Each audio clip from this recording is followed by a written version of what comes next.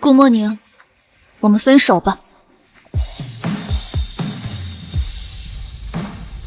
苏云溪，我是你的备胎吗？还是说我是你无聊时的消遣？哼，顾莫宁，你把自己当成什么了？备胎？哼，你配吗？看清楚了，我是苏氏集团的大小姐，你是什么东西？一个穷学生，凭什么以为我能看得上你啊？小溪，你再给我点时间，我一定会努力的。顾莫宁，你太天真了，你努力一辈子的终点都到不了我的起点，我们根本就不是一个世界的人，请你以后不要再纠缠我。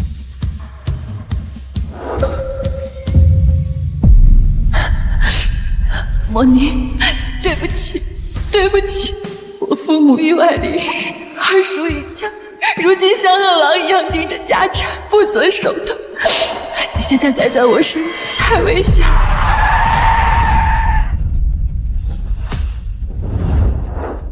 莫兰先生来了！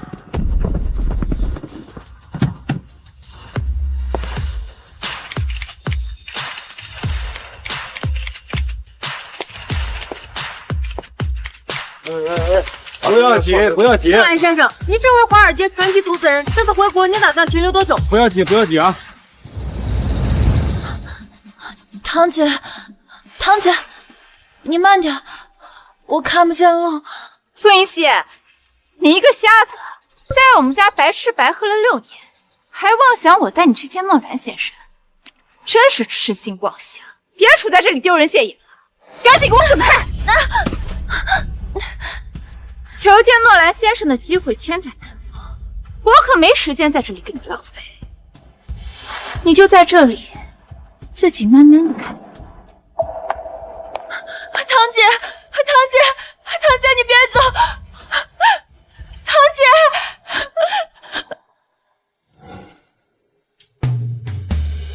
云溪，诺兰先生，请问你是靠着什么样的信念，在这6年内实现价值100亿的目标的？当然是靠着对一个人的恨意。天哪，一个能让你恨6年的人，他到底是谁啊？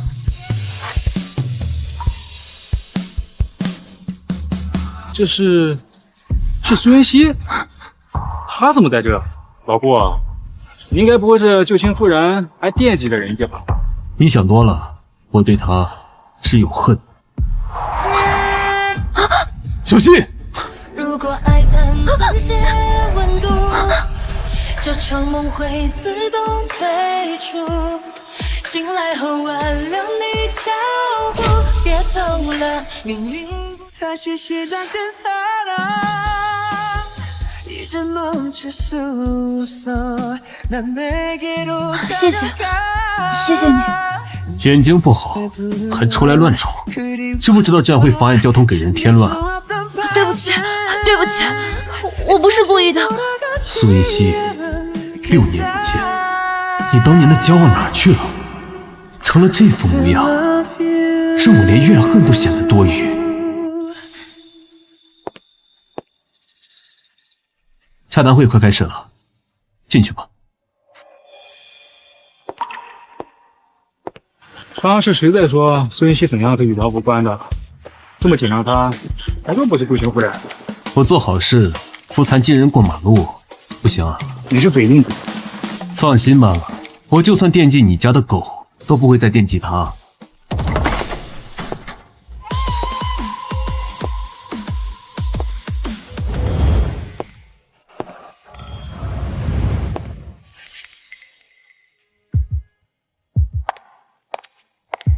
诺兰先生，我是苏氏集团的苏云墨，方便留个联系方式吗？不好意思，有事请联系我助理。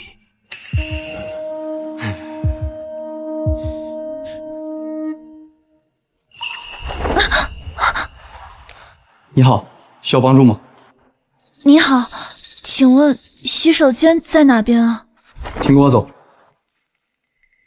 谢谢。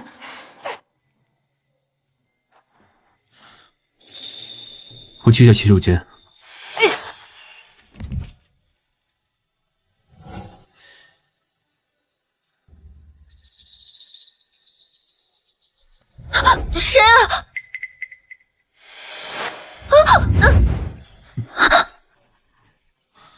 谁？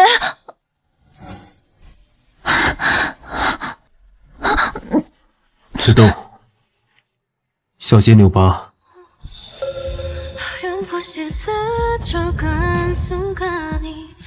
好痛！苏云溪，上个体育课而已，怎么这么不小心？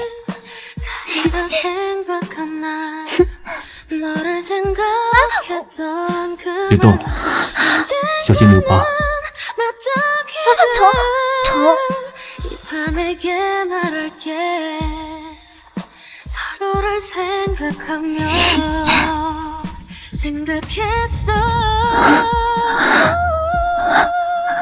莫宁，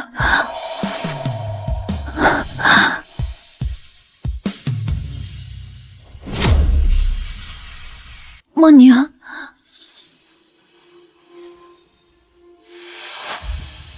你认错人了。是，他怎么可能是莫宁呢？莫宁那么骄傲的人，6年前被我那样践踏自尊，就算是我们再相遇，他也只会头也不回的离开吧。对不起，还有，谢谢你。我应该怎么称呼你啊？这不重要。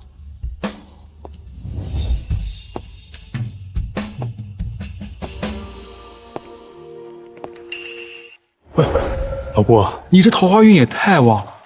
刚刚你走之后，有10几个老总拐着弯跟我打听你，问你有没有联姻的意愿呢？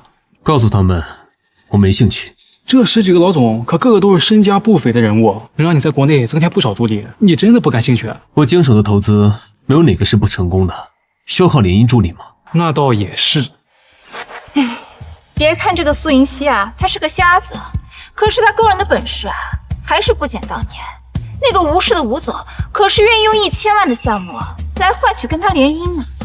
吴氏的吴总，我听说他都60多岁了吧？反正又看不见，是老是少有什么区别？是啊，苏云溪都瞎了，有人要就不错了。苏云墨，何否引荐下令尊？诺兰先生，你找我爸是有什么事儿吗？我既然有联姻的打算，现在觉得苏氏挺合适的。身价100亿的天才投资人诺兰，竟然想和我联姻？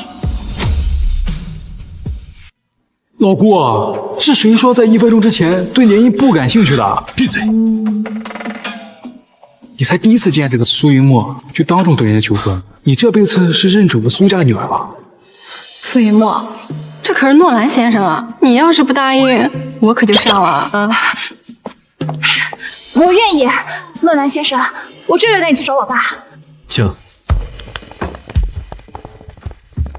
诺兰先生，幸会啊！来，坐。苏总，我有意跟苏家联姻，这份5000万的合约是我的诚意。诺兰先生年少有为，我把女儿托付给你，我还放心。这种婚事，我同意了。小莫，你可是出息了，这出去一趟就带着金龟婿回来。哎，诺兰先生，那咱们商量一下，你和苏云墨什么时候结婚呢？哎，小莫，你想什么时候结婚啊？我觉得秋天就很合适啊，不冷不热的，正好适合办草坪婚。我想你们是不是搞错了些什么？我什么时候说过要跟苏云墨结婚？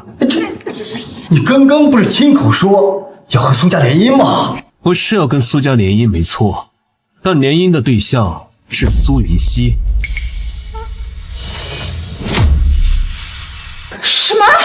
苏云溪？你怎么可能看上他呀？就是啊，乱兰先生，那个苏银溪是我那个早死的大哥的女儿，她就是个瞎子，什么也做不了。你要联姻，还是我们家云墨更合适啊？既然你们不同意，那我就取消合约。哎，等，同意呀？怎么能不同意呢？苏云溪啊，是我侄女，她有这么好的归宿，我高兴还来不及呢。爸，闭嘴！这可是5000万的合约，谁都不许破坏。既然已经达成共识，那就让苏云溪准备一下，明天我来接她。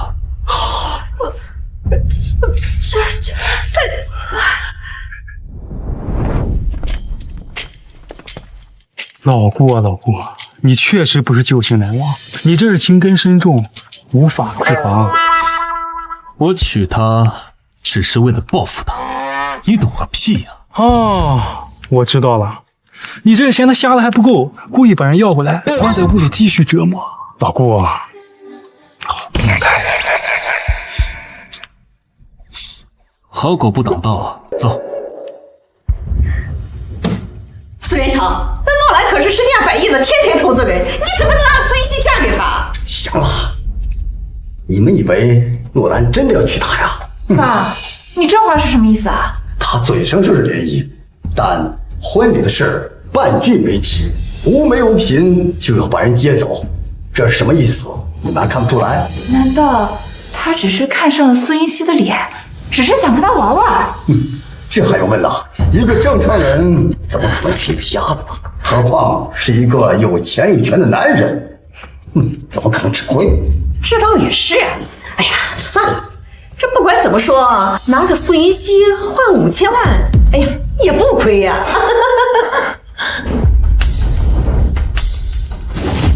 苏云熙，小希，既然你都听到了，那我就直说了。我们苏氏因经营不善，需要联姻自救。今晚呢，你就收拾一下，明天有人来接你。不，我不同意。苏云熙，爸妈死后，我们收留你在家白吃白喝6年，你也是时候该回报苏家了。没错，苏云熙，自从你瞎后，那公司都是我们在操心，所有的花销也是我们在供应。难道你想赖在家里吃一辈子白饭啊？你们养我，这栋别墅还有整个苏氏集团都是我父母留给我的。你们要是看不起我，为什么不从这里搬出去？苏云熙，我是你二叔，这就是你对长辈说话态度？你都要把我卖了，还要我把你当成长辈吗？苏云熙，你当真不嫁？我哪儿都不去。苏云熙，你别忘了，你亲弟弟还在国外上学呢。你说国外这么乱，他一个未成年，孤零零的一个人，如果我断了他的生活费，万一他遇到点什么危险，那可怎么办呢？你们威胁我？好侄女，我们是在劝你啊，作为晚辈，你啊还是识相点好。我已经瞎了，我不能再让弟弟出什么意外了。好，我嫁。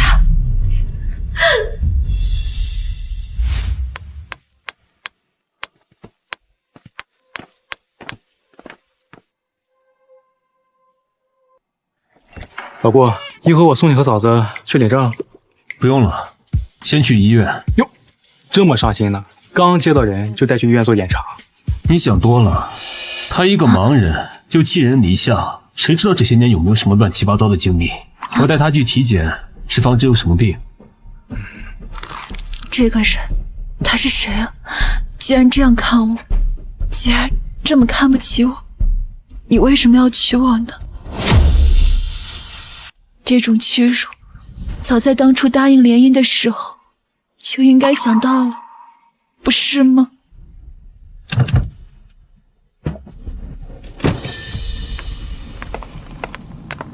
嫂子，我来吧。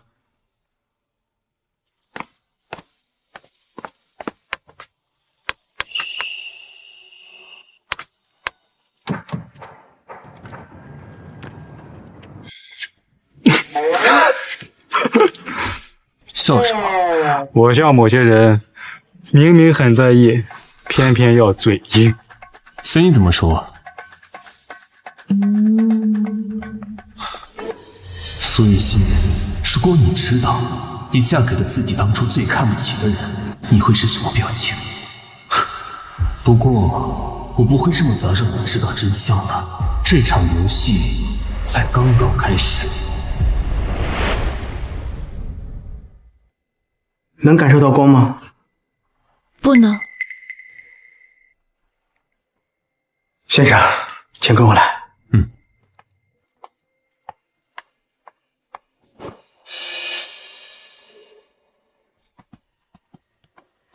病人目前是完全失明的状态，情况不容乐观啊。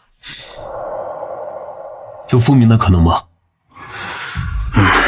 具体情况还要等详细检查报告出来，再做进一步的分析研究。麻烦您了。没事的，不客气。这个人带我来医院是想给我治眼睛，他好像也没有我想象的那么糟。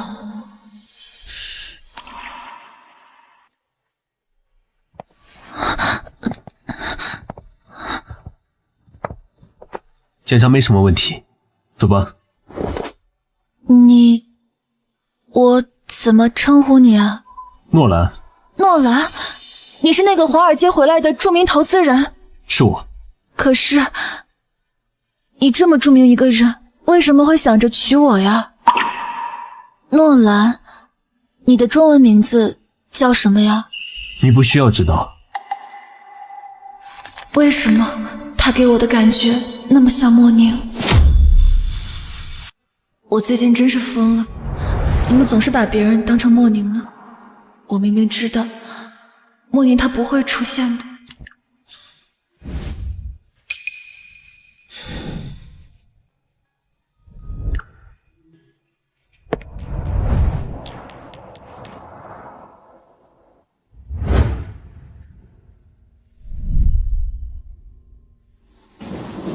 你配吗？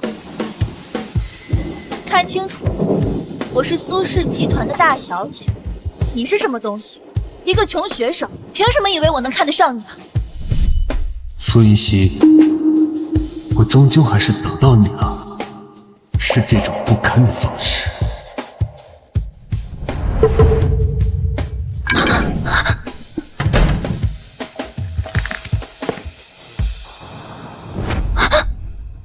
苏云溪，虽然我会娶你，但我不养闲人，你要认清自己的身份，尽好做妻子的义务。什么义务？现在给我换鞋。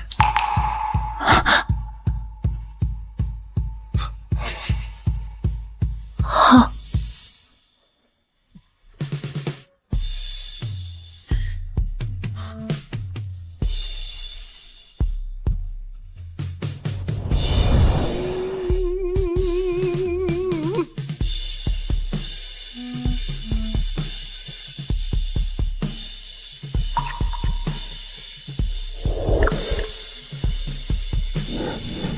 诺兰先生，连换鞋都做不好，动作那么慢，哼！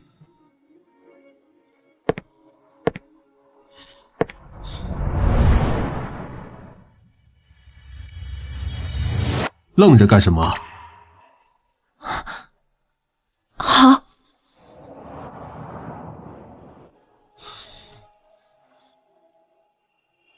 过来。好。我现在就过来。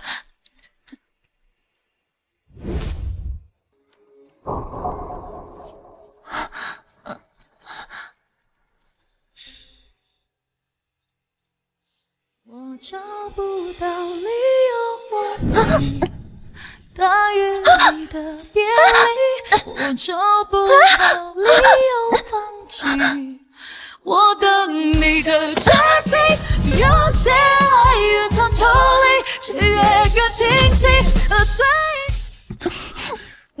放开我！怎么，不愿意？没有。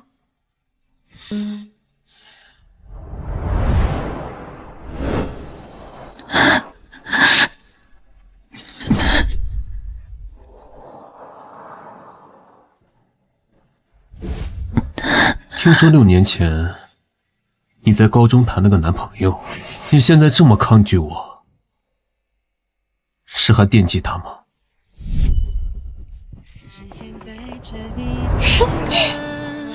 ？17岁的我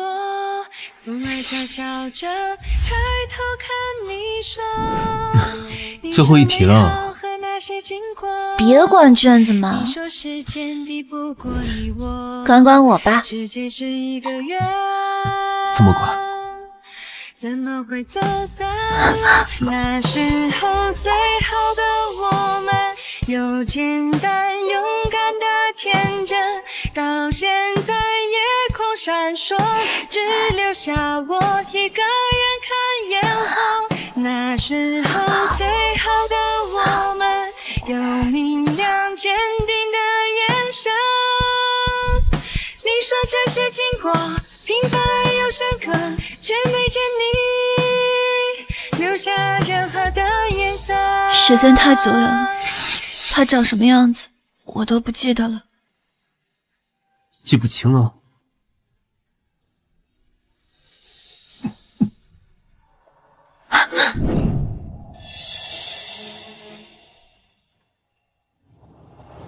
顾莫宁，你可真是自取其辱。6年前他已经告诉过你，又何必多此一举呢？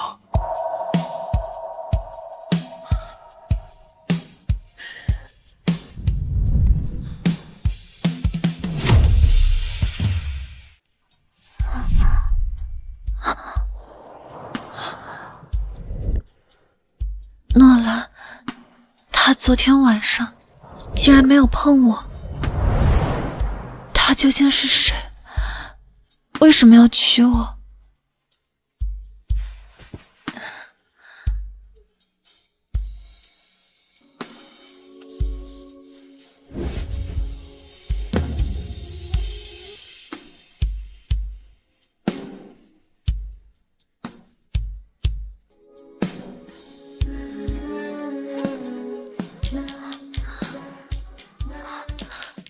有人吗？太太，您醒了啊？我是这家里的佣人，叫我王妈就行。来，先坐。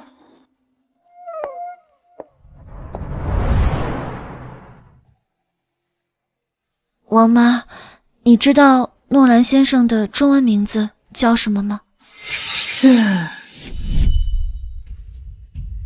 先生，我听徐浩先生说，太太是您的初恋。不是初恋，是仇人。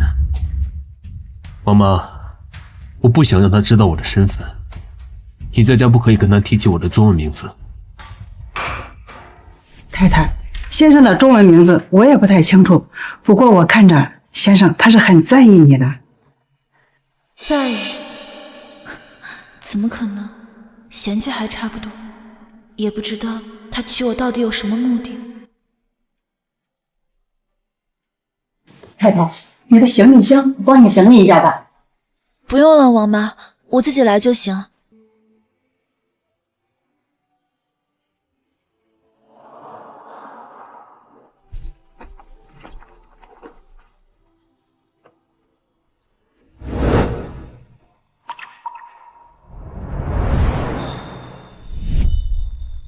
又是卷子，卷子，你满眼都是卷子，你眼睛里都没有我啦。哪有啊？顾莫宁，你现在都已经是年级第1了，为什么还要参加这么多竞赛啊？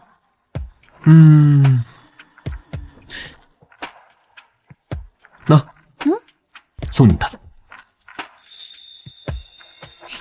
什么呀？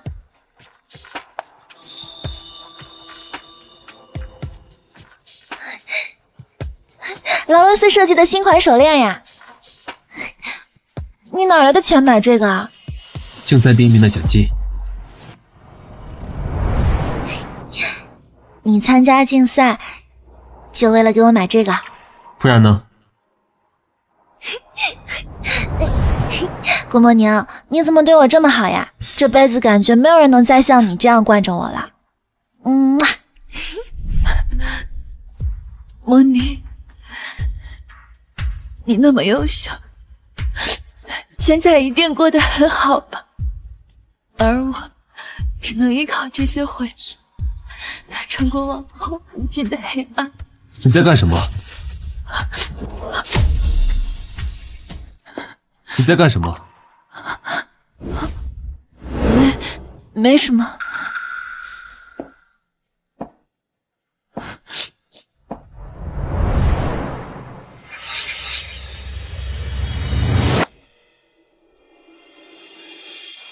哭了？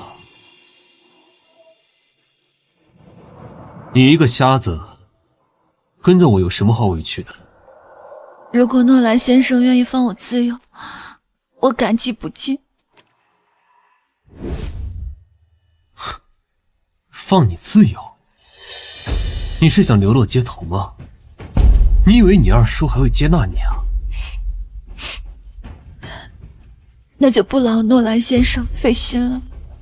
别整天一副要死不活的样子。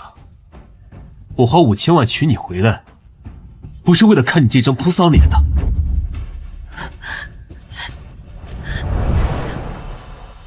既然这么看不起我，那为什么要跟我联姻呢？堂堂诺兰先生有那么多富家千金可以选择，为什么偏偏要选我这么一个废人？你到底是谁？有什么目的？你没有发问的权利。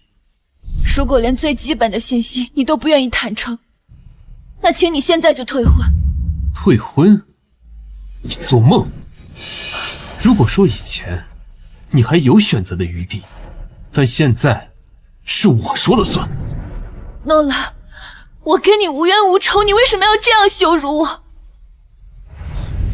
穆娘，您在家吗？穆娘，顾莫宁，穆娘，怎么不回我消息啊？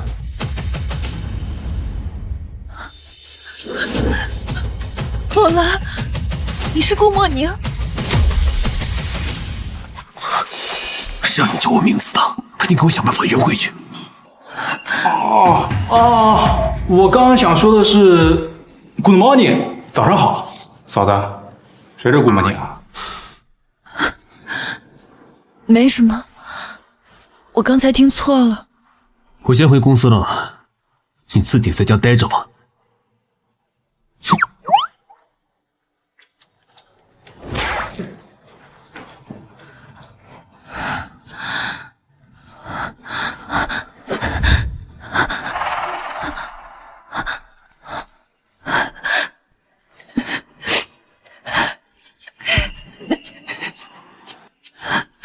苏云溪，别再发神经了！堂堂著名投资人诺兰先生，怎么可能会是莫宁？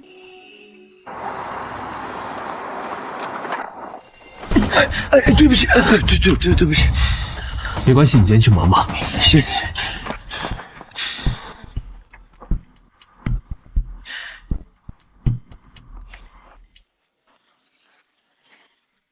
太太，我下楼扔一下垃圾，马上回来。好。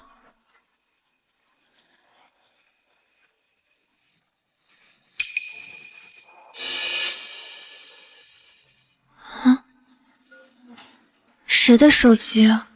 喂，我妈，送到西装到别墅去大门，尽快。我妈不在，诺兰看起来好像很着急。你要认清自己的身份，尽好做妻子的义务。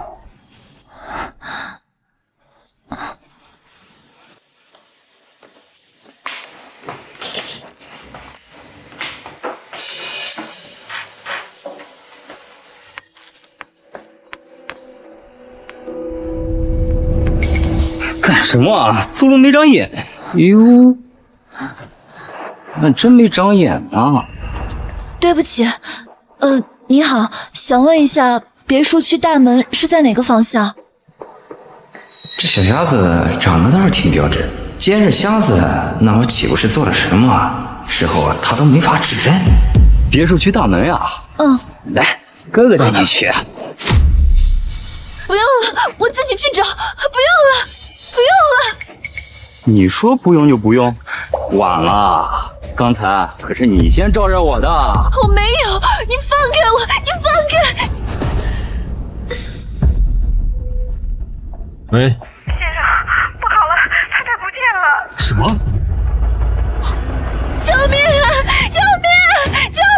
命了，身体很救命了。闭嘴！闭嘴！你谁啊你？我教你别多管闲事啊！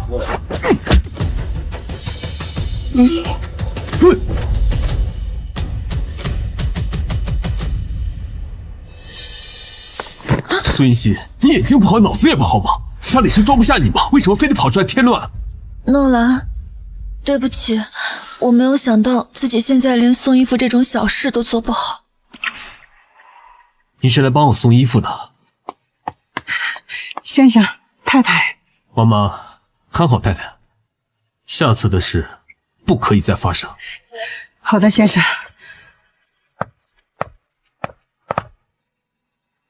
太太，草牌。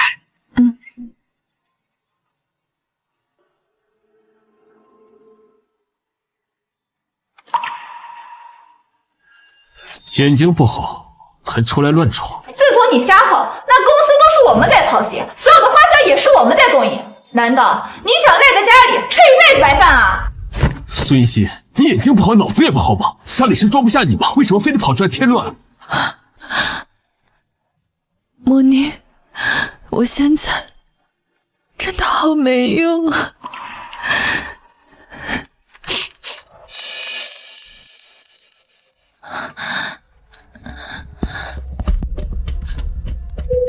谁啊？姐，是我。家里2个月没给我打生活费了，这是怎么回事啊？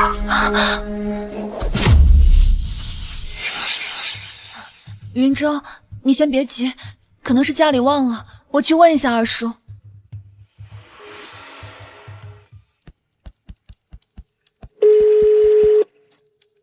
喂，二叔，我是苏云熙，我想问一下云舟的生活费。家里的账不归我管，你问你堂姐。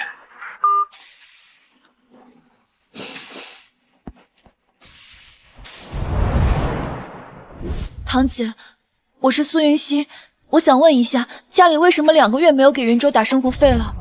苏云熙，你有没有搞错？你亲弟弟的生活费凭什么要我们出？你都嫁人了，问你男人要去。苏云墨，你别忘了，我跟弟弟才是苏氏集团的合法继承人，你只是代为管理而已。哦，那就更没办法了。苏氏经营不善，你又不是不知道，反正没有钱分给你。苏云墨，你别太过分了。我过分？是你过分吧？一个眼瞎的废人，对苏氏毫无贡献，还好意思要钱？我呸！苏。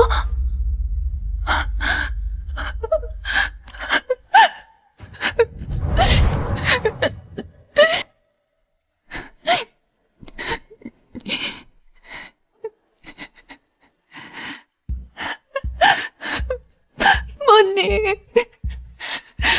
我该怎么办？我好像已经没有其他办法了。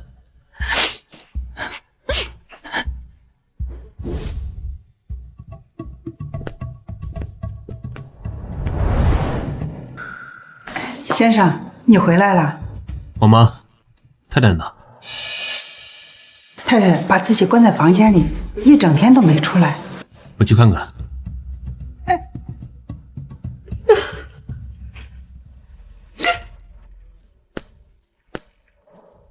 苏云熙，诺兰，我想求你一件事，我想跟你借点钱，有急用。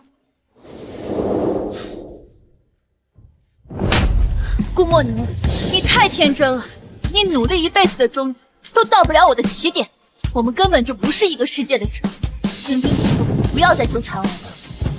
求我？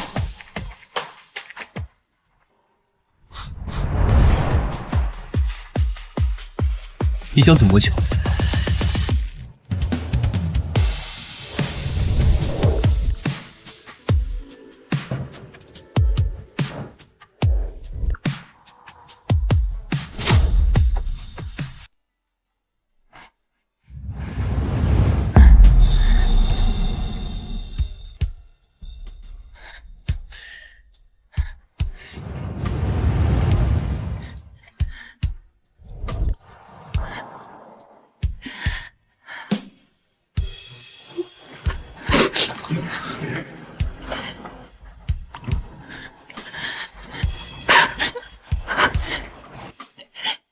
我说过，我娶你不是为了整天看你哭丧着脸的。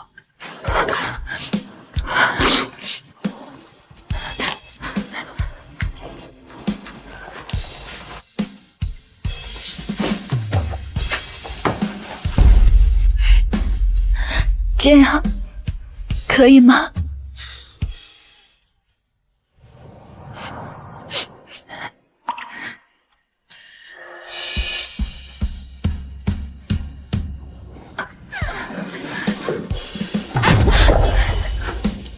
你早点睡吧。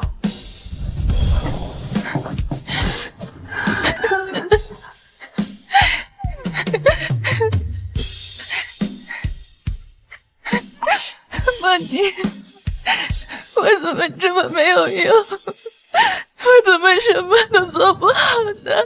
我不知道自己还能撑多久。王妈，怎么了，先生？今天太太在家，有遇到什么事吗？先生，你刚进门我就想说了，下午我听到太太接电话，好像提到了弟弟的生活费。他弟弟？我知道了。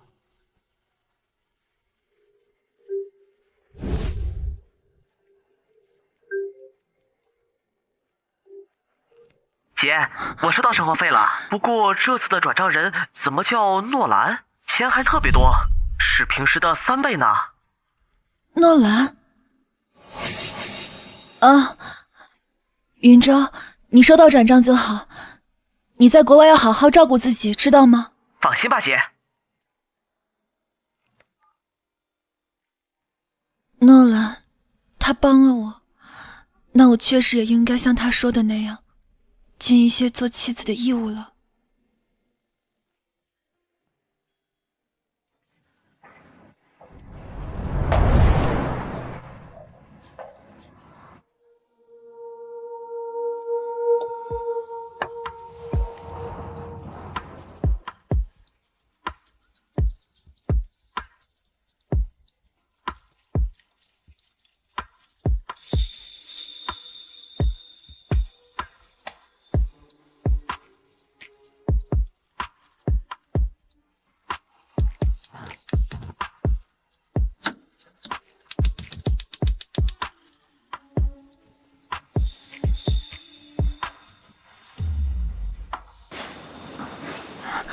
诺兰，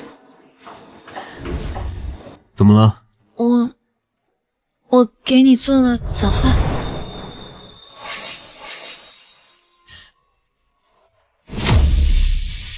我弟弟的事，谢谢你。不用谢我，我说过了，不养闲人，这忙可不是白帮的。你还有什么需要我做的吗？只要我能做的，我都会尽力去做。先生，太太她本来就看不见，又整天把自己关在房间里，这长时间下去，这人的心里一定会生病的。您要是有空，还是多陪陪她，带她出门转转吧。晚上我要参加一场宴会，你陪我出席。晚宴，我眼盲之后，每次参加晚宴都会弄得很狼狈。不过，既然是诺兰的要求，好。礼服我会让人送过来，晚上我会来接你。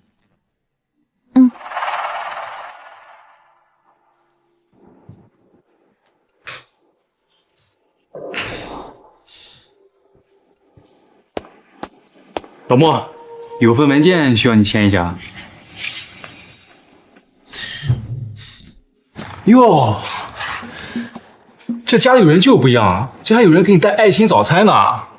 我根本就不想带，苏云熙起了个大早，做好硬要塞给我，没办法，只好勉为其难的收下了。哼，跟我还装呢。既然这么勉为其难，那我替你签。想吃找你老婆去。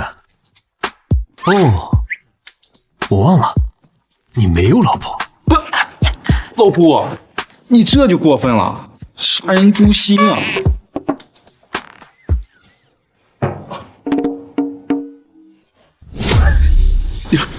我都忘了，孙熙她看不见，做饭很难掌握火候，这根本不能吃。得，我帮你扔了吧。我就喜欢不熟的。唉，没救了，你这辈子算彻底栽在孙一熙手里了。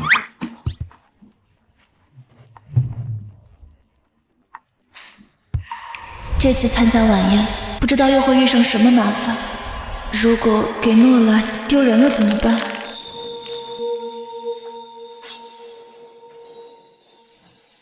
先生，你回来了。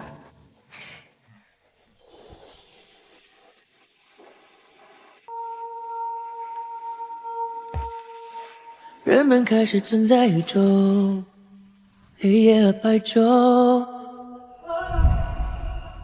呼气第一口气的咽喉，最怕命运小偷。坏和美好，我用血肉去感受。问宿命是否太多就在，持久在，永远离不了不朽。时间到了。恋人总会收到，牵手到，放手到，回首就该足够。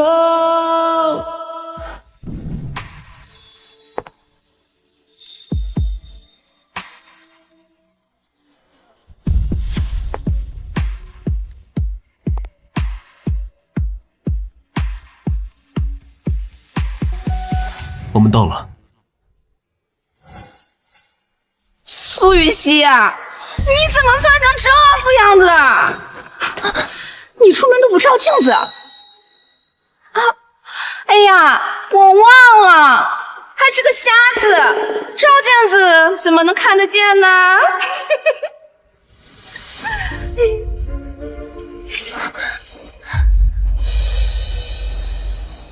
妹妹，我们等到了，快往旁边让一让。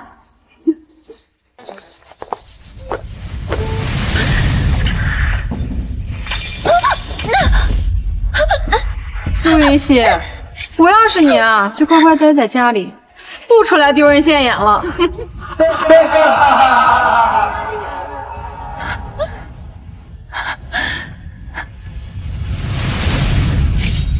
诺兰先生，您来了。我给大家介绍一下，这位是我的太太，苏云熙。您太太真是漂亮又大方呢。没错，你们两个站在一起，看起来简直就是天生一对。诺兰先生好福气啊！这次竟然没有嘲笑我，谢谢大家。不是说诺兰跟苏云熙只是玩玩而已吗？是啊，这怎么还公开带出来了呢？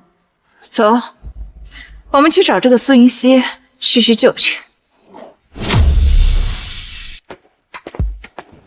老顾，公司有个重要项目需要紧急决策。知道了。苏云熙，你在这儿等我一下，我马上就回来。好。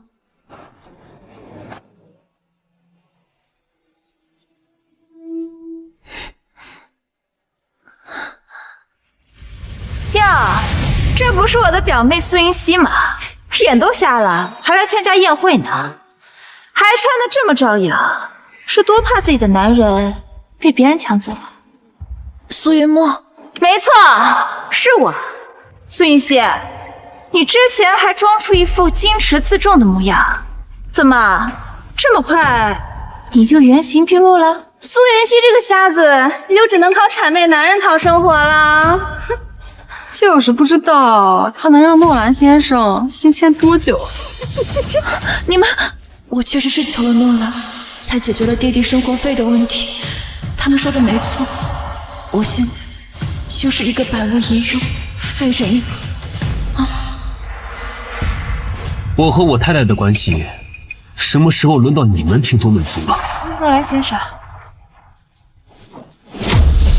苏云墨小姐，如果你们苏家对我太太不满，我可以撤销双方的项目合作，咱们以后路归路，桥归桥，互不相干。取消合作？那可是5000万的项目，如果因为我而被搞黄，我爸会打死我的。不，我没有不满。诺兰先生，你可千万不要撤销我们的项目啊！你们当众羞辱我的太太，我凭什么跟你继续合作？我只是跟妹妹开个玩笑。如果诺兰先生不喜欢的话，那我以后就不多嘴了。玩笑？那我诺兰说的话可没有半句玩笑。对不起，诺兰先生，请你原谅我，赶紧道歉。对不起，我错了。你们该道歉的人不是我。小希啊，那都是堂姐的错，你别跟堂姐计较啊。你离我远一点。好，只要你能原谅堂姐，那堂姐这就滚。还不快滚！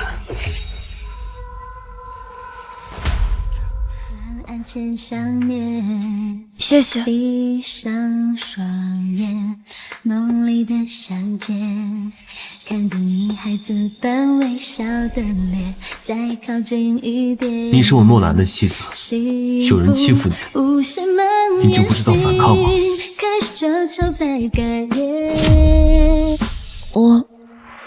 我之前不是没有尝试过反抗，可是一个瞎子的反抗有什么用呢？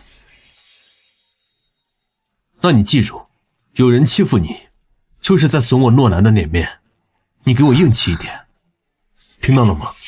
诺兰看似态度恶劣，但从来没有真正的伤害过我，相反，他其实一直在帮我。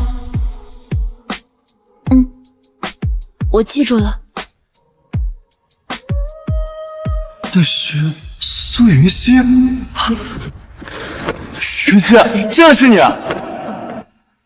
不好意思，请问您是？我是陆超啊，小时候住你家隔壁，跟你一起长大，直到初中才出国留学。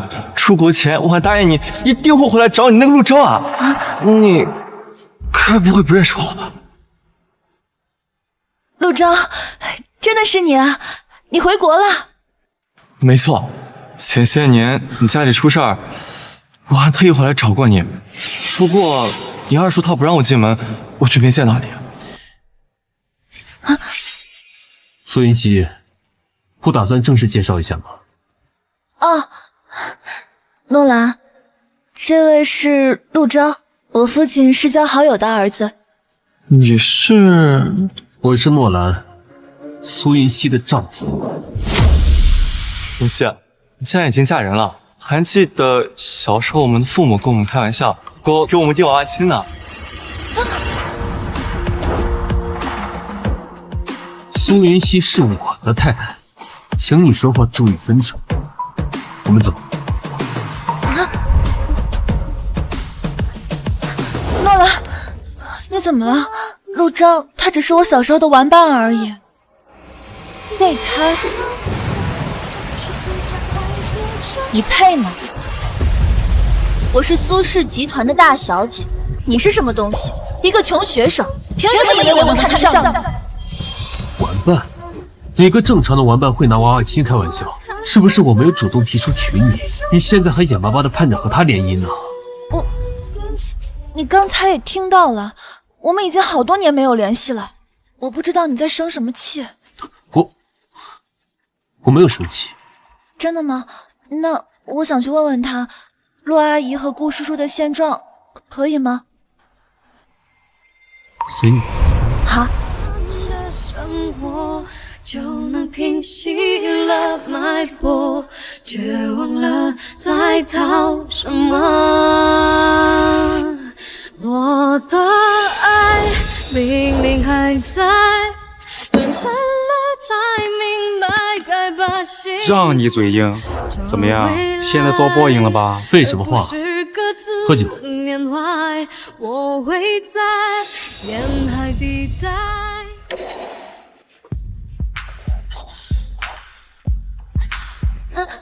诺兰，你喝多了，小心点。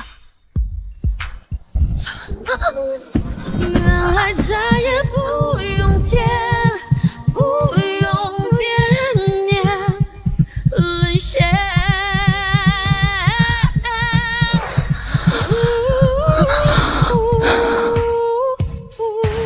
苏云溪，答应我，不要跟别人联姻好吗？我都跟你结婚了，怎么会跟别人联姻呢？答应了，就不许反悔，也不可以骗我。不反悔。Because I love you, boy. 내 곁으로 다가와요. Because I need you, boy. 꿈에서도 그리운 걸. Remember I love you, boy. 다신 볼 수 없다 해도. Because I love you, boy. Because I love you. 爸，你是不知道，那个诺兰他有多护着苏银熙，我就随便说了苏银熙几句，他居然就威胁说取消合作项目，还逼着我当众道歉。这个苏云熙竟然让诺兰这么伤心，我还真是小看了他。爸，这些年是因为苏银熙眼瞎了，所以我们才能掌控公司。他现在会不会仗着有诺兰给他撑腰，想要抢回苏氏啊？老公，那个诺兰可是个投资天才，他要站在苏云熙那边，那我们岂不是毫无胜算呢？要我说，当初就不该让这个苏云熙结婚，就应该把他一辈子关在家里。苏云墨，你明天去诺兰家把苏云熙给我喊回来。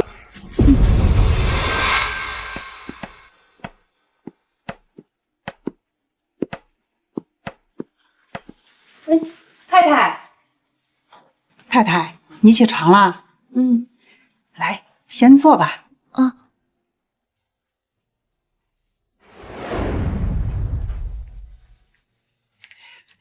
先生走前让我转告你，他说下午会提前回家，说是要带你去见一位从国外回来的眼科专家。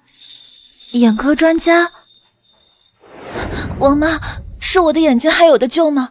太太，你别紧张，下午去见了医生就能知道具体情况了。对了，先生还让我把这张银行卡转交给你，说是太太无聊的时候让我陪着你去逛街。好，他怎么会对我这么好，好到让我像做梦一样？太太，我去开门。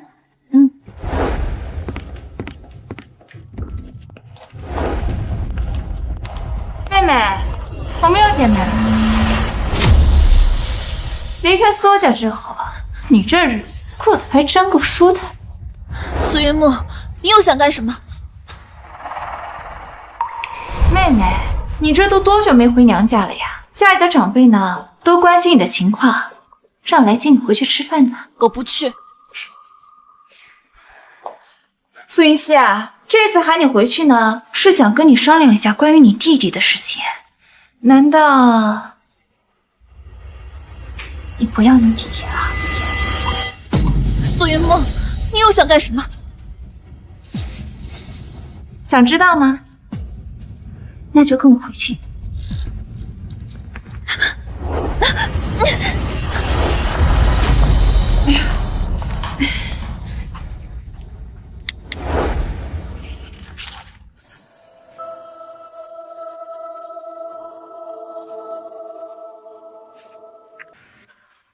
喂，王妈，怎么了？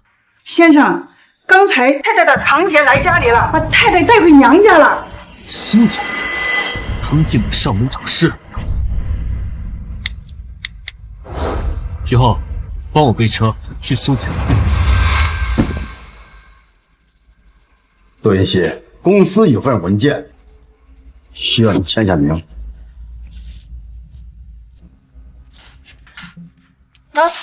快签。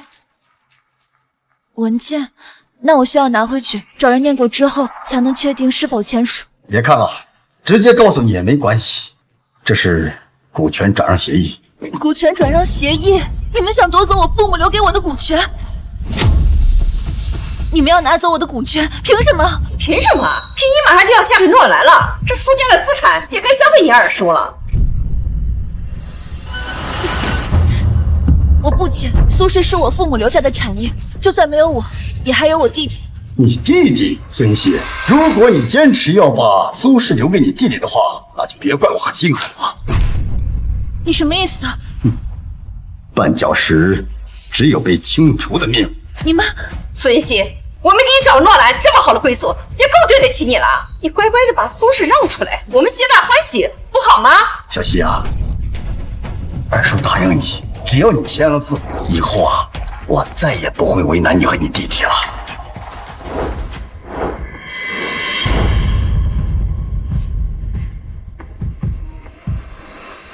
快签！怎么办？我该怎么办？弟弟是我唯一的亲人，我不能拿他冒险。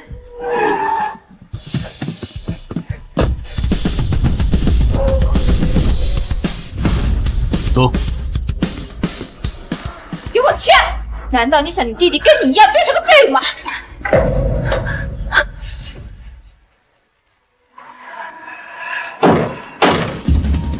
苏云熙，苏云熙，诺兰先生，你怎么来了？你们来干什么？谁准你进来了？诺兰，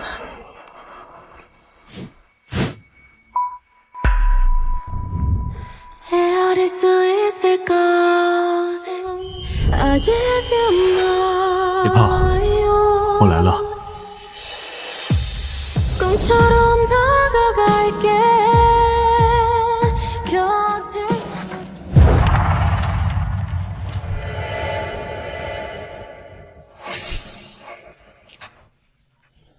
你们要苏云熙把所持有的所有股权和名下房产全部转移给你们，并且签署1个亿的钱款。苏连成，你好大胃口！除了股权，还有房产和1个亿的欠款。二叔，这到底是怎么回事啊？诺兰，这是我们苏家的事儿，跟你没有关系。没错，这个合同苏云熙非签不可。苏云熙，我劝你好好考虑考虑你弟弟。云溪的弟弟云州吗？你们还真以为他还在你们掌控之下？什么意思啊？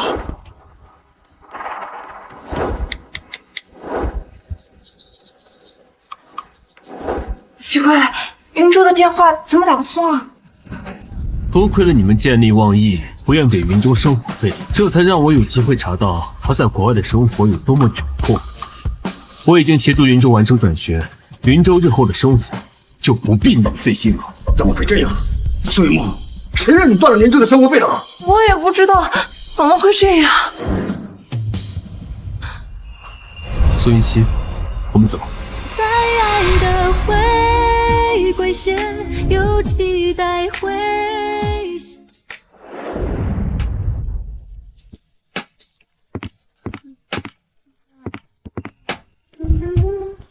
诺兰，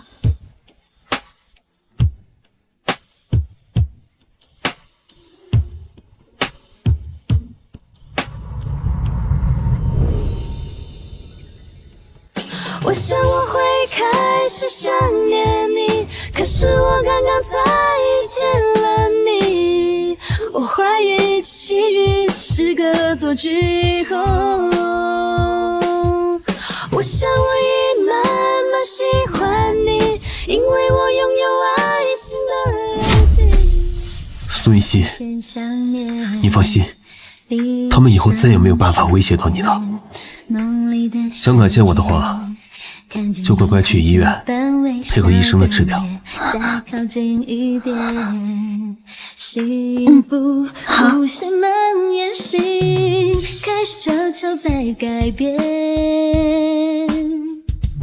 苏小姐的眼睛耽搁得太久了。如果是6年前，我还是有9分的把握让她复明的，但是现在一点概率都没有了吗？不会的，医生，你再想想办法。倒也不是完全没有希望，如果我亲自手术的话，还是有60%的把握的。60%？医生，够了。那我们什么时候可以做手术呀？越快越好。你现在就可以回家收拾东西，随时准备住院。哎，对，另外最近要保持心情愉悦，放松心情，不用紧张。好，谢谢医生。来，我再看一下你的眼睛。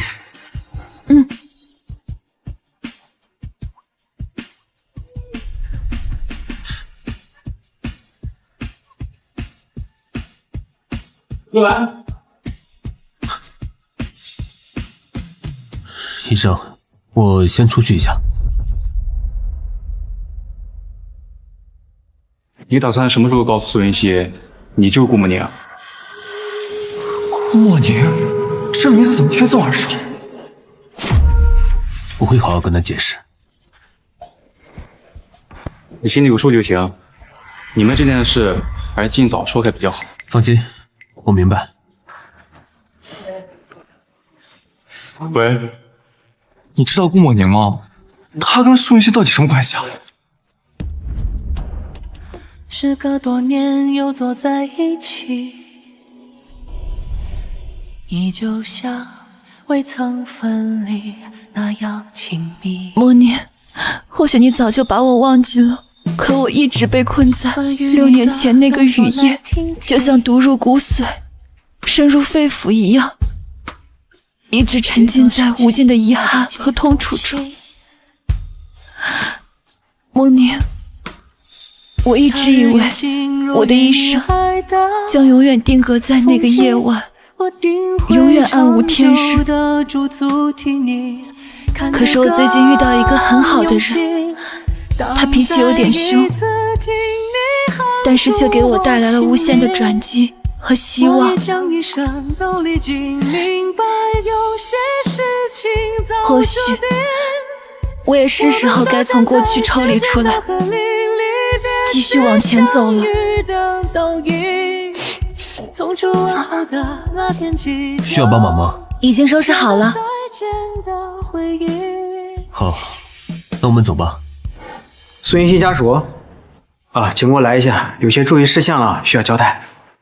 好，你先在这等我，我马上就回来。好。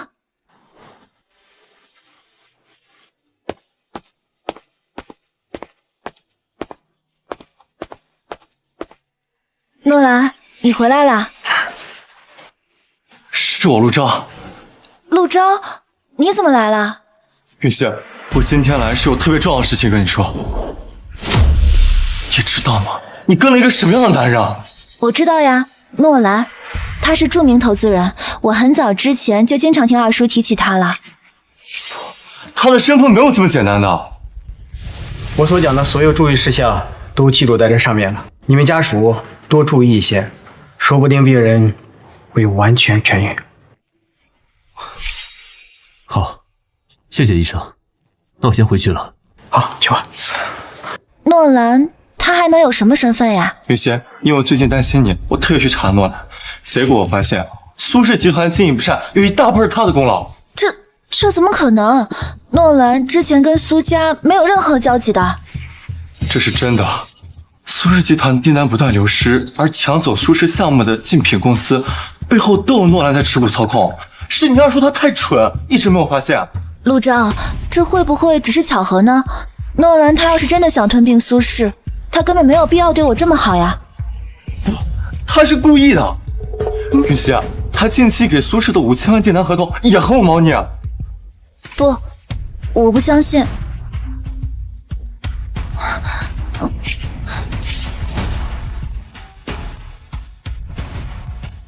谁？苏云溪，我是你二叔啊。诺兰给苏氏的订单合约根本没办法完成啊，他要求的货品配方量，有一种原料已经被垄断了，苏氏根本没办法按时交货。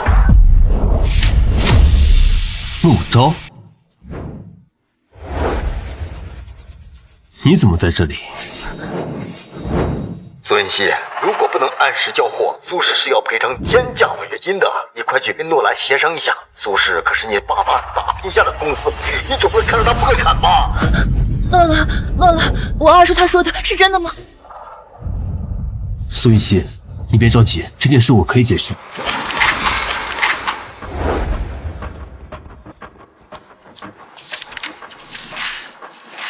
老顾，可以啊，这年抢苏氏这么多单子。正常商业竞争，合法合规。但现在不一样了，苏云溪都被你带回家了，是不是该收手了？不，我不仅要继续打压苏氏，并且还要加大力度。不是吧？你就不怕苏云溪知道他跟你闹？我这么做，是为了能用最小的代价把苏氏彻底收购，然后把它完完整整的还给苏云溪。得，我多余操心你。苏云溪，你马上就要做手术了，现在不可以激动，你先冷静，我慢慢和你解释好吗？解释？你如果足够坦诚，你为什么不告诉他，你到底是谁？顾默娘，顾默娘，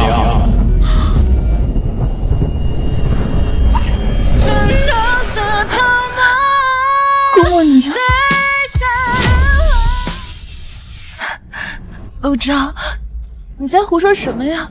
诺兰他怎么可能是顾默宁呢？顾默娘，事到如今了，你还不承认吗？云溪，你别着急，你想知道的一切我都会。我现在只想知道，你是不是顾默宁？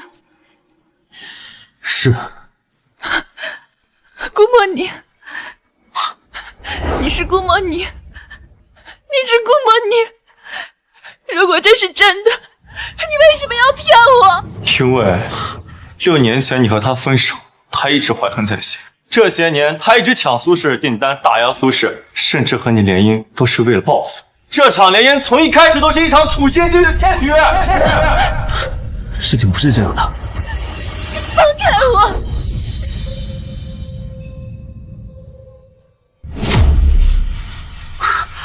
陆昭，你疯了是不是？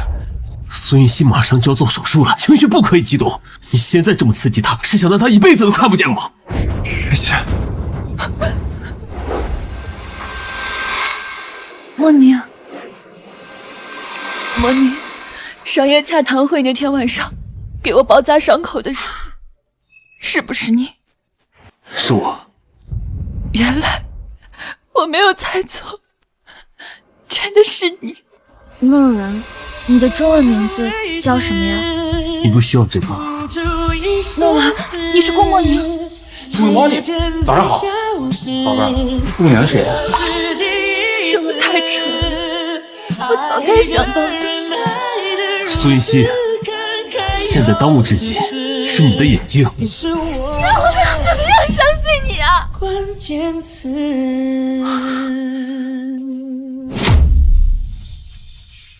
让我怎么相信你啊？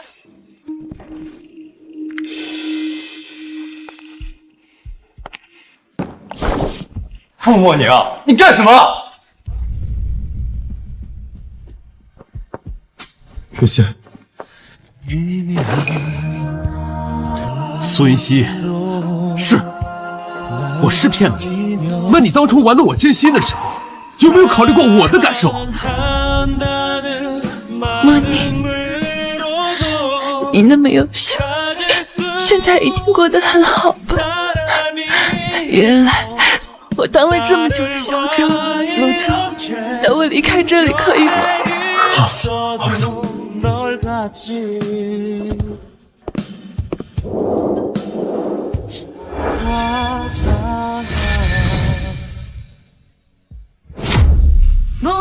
还想干什么？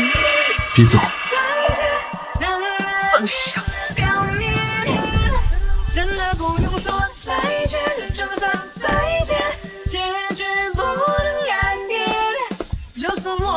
苏云溪！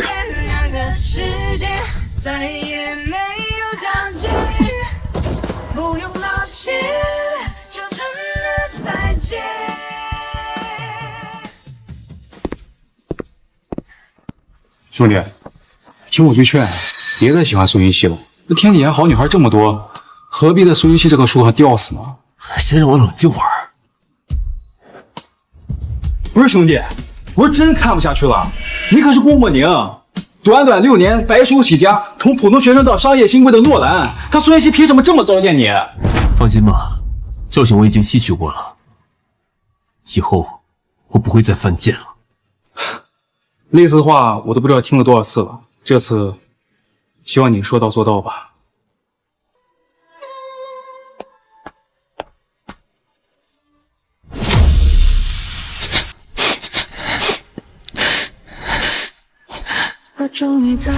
默宁，对不起，对不起，我父母意外离世，二叔一家如今像饿狼一样盯着家产，不择手段。你现在待在我身边太危险了。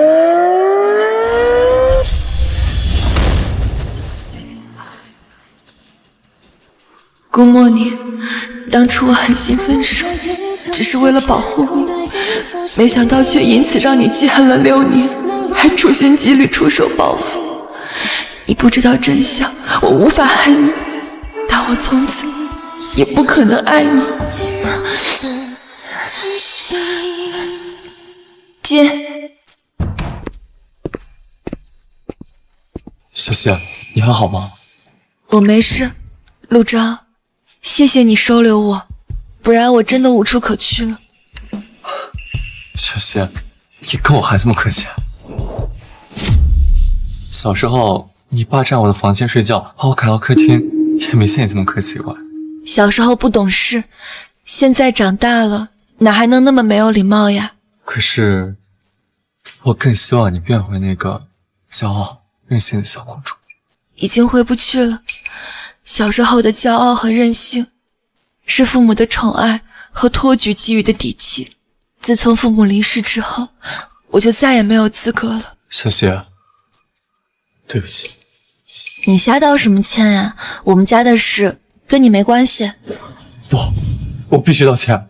小希，我没能在你最艰难的时候第一时间回来帮助你，还让你承受了这么多年的黑暗。其实有件事我一直瞒着。什么？其实初中时我出国，是因为我家生意出了问题，濒临破产。这么大的事，你当时怎么没有说呀？10几岁的男孩子，这是最要强的时候，谁会愿意自己最喜欢的女孩子看到她最狼狈的样子？你说什么？没错，从那个时候起，我就已经喜欢你了。6年前得知你家里出事儿，我真的很着急，给你打电话也打不通，我就立刻回国找你了。但是你二叔他不让我见你，当时我家的生意又正值关键时期，我不能停留太久。陆章，没关系的，谢谢你让我知道这么多年还有人在记挂着我，我真的很开心。小希，你放心，经过这么多年的努力，我家的生意已经步入正轨了，我爸妈和我马上就要回国定居了，我有能力照顾你，以后让我照顾你好吗，小希？好吗，小希？陆章，刚经历了顾莫宁的事情，我真的已经精疲力尽了，我确实没有力气再开始一段新的感情。抱歉，是我太着急了。没事的。对了，我记得你说顾叔叔和陆阿姨他们都回国了，他们毕竟是看着我长大的长辈，等你有空了，带我去探望他们一下。好，那我抽时间安排一下。顾莫宁啊，你简直就是个笑话，人家嫌弃你还上赶着帮他，现在好了，人家根本不领情。先生，我把太太落在医院的东西都拿回来了，您看是先放这里，还是收拾进屋里？扔了。啊？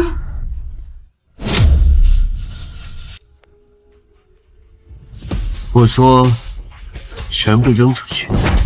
先生，这样会不会不太合适？太太回来要是知道了，那她得多难受啊！我说的话是不管用了吗？对不起，先生，我这就照做。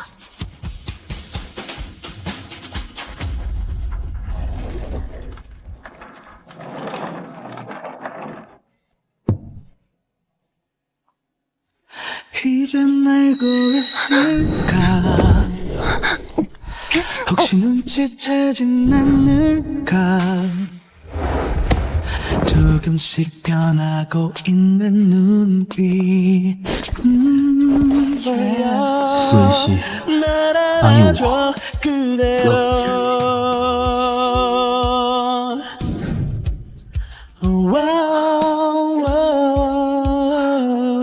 顾莫宁，你能不能出息点，不要再想他了？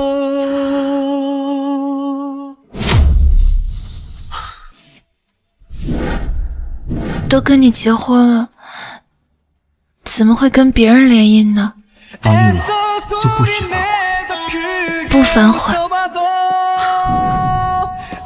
苏云溪，这是上辈子欠了你的。王妈，王妈，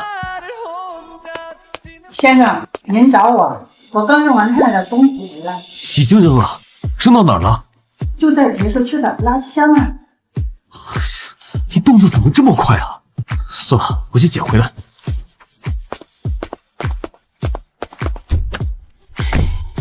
刚劝他不要扔，现在又着急去捡，这何苦呢？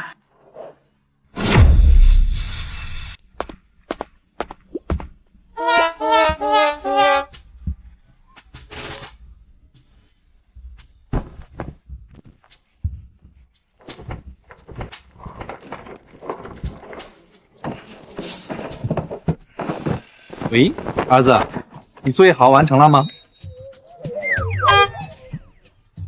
儿子，你一定要好好学习。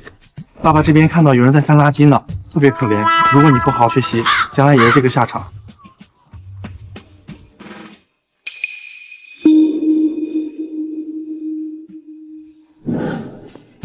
需要帮忙吗？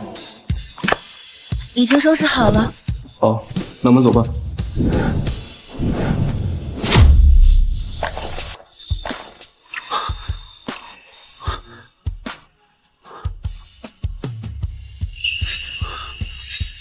这条手链不是我送给他的吗？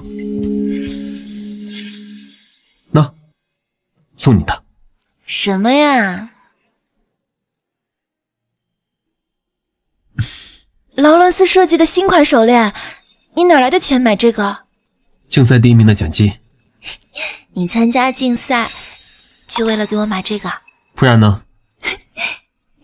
顾莫宁，你怎么对我这么好呀？这辈子还有谁能像你一样惯着我呀？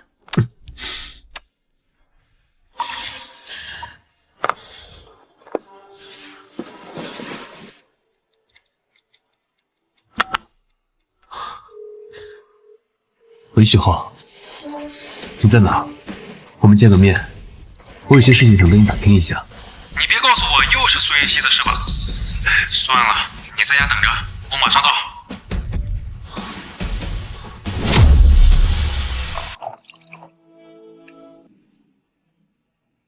许浩，这些年你一直待在国内，你知不知道6年前苏云溪到底发生了什么事情？大哥，今天是谁跟我保证说以后再也不惦记苏云溪了？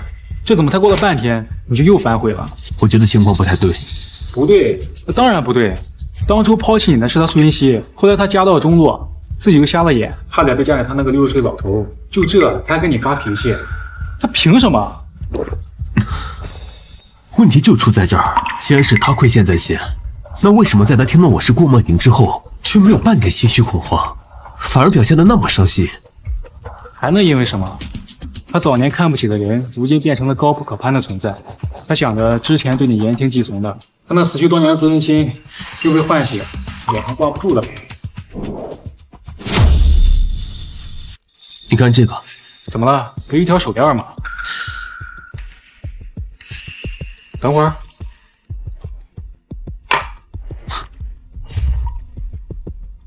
这看着怎么这么眼熟啊？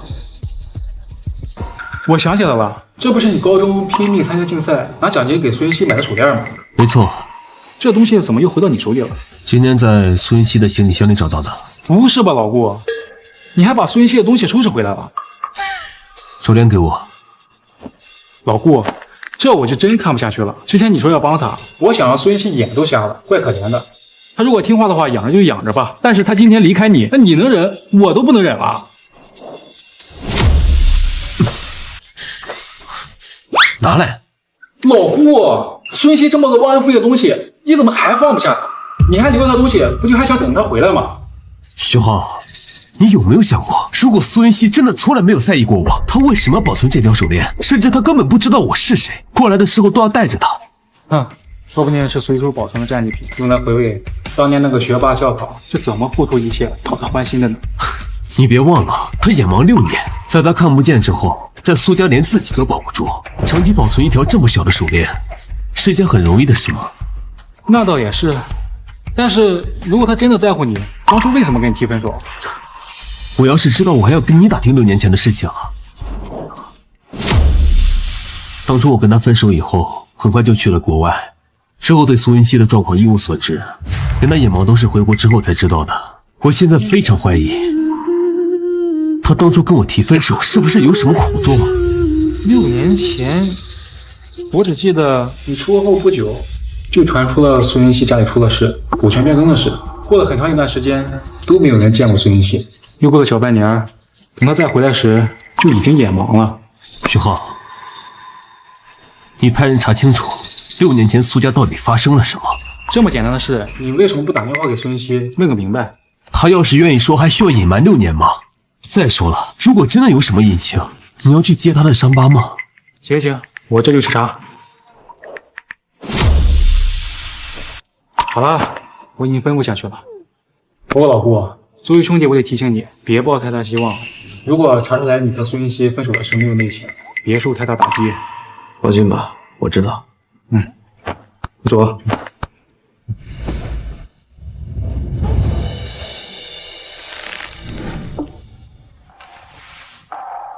雨熙，我已经和我爸妈联系过了，我妈知道你在我这儿后，说一会儿就过来看你。真的吗？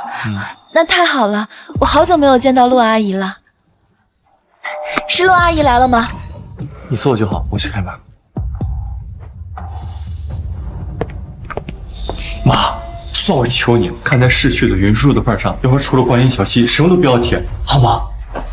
行了，妈心里有数。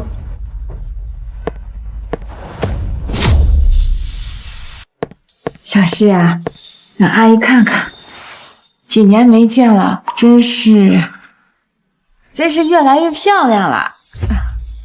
陆阿姨，您跟顾叔叔这些年还好吗？好，都挺好的。小溪啊，阿姨前段时间好像听说你跟那个很有名的投资人诺兰订婚了。妈，对，不过我后来发现他有些事情瞒着我，就离开了。小溪啊，你现在这样的情况，阿姨就直说了。你看，你眼睛不方便，你这辈子都需要别人照顾。你们能别说了？如果我今天来这儿是为了跟小溪说这些的话，那你们还是回家了。怎么？小溪现在情况特殊，正是需要别人建议的时候，我作为长辈指点几句，难道不应该吗？小溪现在父母不在了，我说这些也是为了他好。你说话能不能注意点？陆钊，没事儿，我知道陆阿姨她是关心我。你看，你小溪现在比你懂事多了。小溪啊，你听阿姨一句劝，你现在这样的情况需要别人照顾。诺兰他有钱又年轻又帅气，这是多少人求都求不来的对象，可他偏偏又喜欢你，这么好的缘分，你可要把握住了。陆阿姨，我跟诺兰的事没那么简单，他并不是真心想跟我在一起的。苏云熙，这就是你看不开了。你现在这样的情况，要考虑什么真心不真心？你首先要考虑的是怎么好好过完你的后半生。你听阿姨一句劝，你趁现在年轻漂亮，别好好想办法抓住诺兰的心。妈，你们不要逼他。现在的年轻人啊，一个两个的都不省心。陆钊，我前段时间给你介绍的蔡家千金，你们不都见过面了吗？你能不能上点心呀？赶紧把婚事给我定了。妈，我不是和你说了吗？我对蔡小姐没有任何想法，去见她也是完全为了照顾你的面子。怎么，那蔡小姐哪里不好了？无论是出身还是学历，哪里配不上你了？妈，你一定要在这里说这些吗？陆钊，我是你妈，我怎么可能会害你？陆钊，陆阿姨，你们聊，我去一下洗手间。要不要我带你去？不用了，这里我都已经很熟了，我自己可以。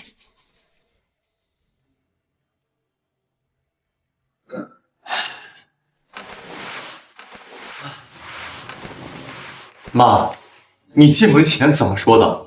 咱们家濒临破产是云叔叔拉了我们一把，现在云溪有困难了，你不帮他就算了，你还说那么多难听的话。好你个陆昭，你是想说你妈我恩将仇报是不是？难道不是吗？好，你云叔叔当初是对我们不错，但是这不代表着我要为了这点恩情牺牲你一辈子的幸福。妈，你说这话什么意思？陆昭，就你那点心思，谁看不出来啊？你不就是想和苏云溪在一起吗？我告诉你，我绝对不同意，我和你爸都不会同意的。妈，我已经长大了，我有能力解决我自己的事情。你要是敢跟苏云溪在一起，我和你爸就不认你这个儿子。妈，你怎么这么讨厌苏云溪？明明小时候那么喜欢他，还说要跟我弟我阿青呢。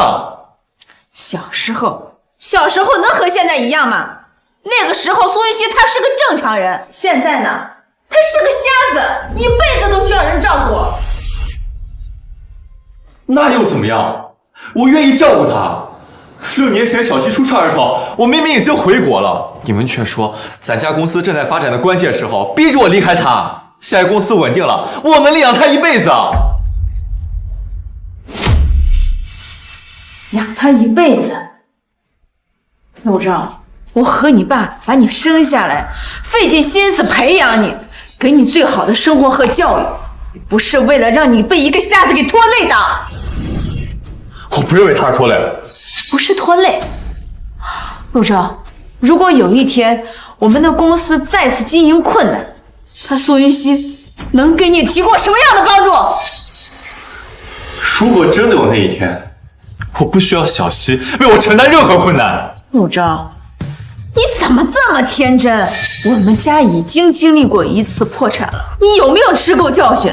咱们家落魄的时候，多少目的不纯的人落井下石，又有多少看笑话的闲言碎语，你都不记得了吗？陆昭，你也知道，除了苏家，你舅舅们也都尽力的帮扶陆氏。假如你爸当初娶的不是我，你觉得我们家能够挺过来吗？这些事儿不都已经过去了吗？现在公司发展良好，舅舅们的恩情我们也回报了。可是苏家的恩情呢？我们还过吗？陆昭，谁都不能保证自己一辈子不再会遇到困难的时候。我让你娶蔡小姐，是因为双方门当户对，你们俩在一起是对双方家庭长远发展最有利的选择。妈，难道你一定要牺牲我的个人感情，让我跟一个不喜欢的女孩子在一起吗？我是你儿子。不，儿子，如果你实在不喜欢蔡小姐，妈可以给你介绍其他家庭优渥的女孩子，甚至不够门当户对，但自身条件好的女孩子，妈妈也可以接受。但是她苏云溪绝对不行。你的意思是，除了云溪，谁都可以？没错，我是这个意思。妈，你怎么能这么势利啊？妈，你这么做跟当初那些拜高踩低的人有什么区别啊？陆昭，我为你付出那么多，你为了一个苏云溪，就这么跟妈妈说话吗？我说的有错吗？当初咱们家落难了，除了舅舅，就只有苏家没有落井下石了。现在苏云溪落难了，你就这么对他吗？因为世道它就是这么现实，我可以报恩，也可以帮助苏云溪，但是为了你这辈子的安稳，我无法忍受一个已经人生被毁掉的人也把你拉进泥潭。陆昭，你别怪妈妈狠心，我知道苏云溪她可怜，她是我从小看到大的孩子，我怎么可能不心疼？你仔细想想，如果我一开始就不同意，6年前我又怎么会让你回国呢？可是妈，你既然也心疼云溪，为什么坚决反对我跟他在一起呢？你知道吗？我已经为苏云溪打破很多底线了。我想过的，就算他父母双亡，家道中落，可他毕竟是富家千金，眼界见识还在的。只要他人好好的，我们都愿意接纳他。我都打算好了，把他接到陆家，好好培养，他以后还是可以协助你打理公司的。可谁知道，他怎么偏偏就瞎了呢？所以6年前你和我爸知道他看不见后，立刻催我回去是这个原因啊？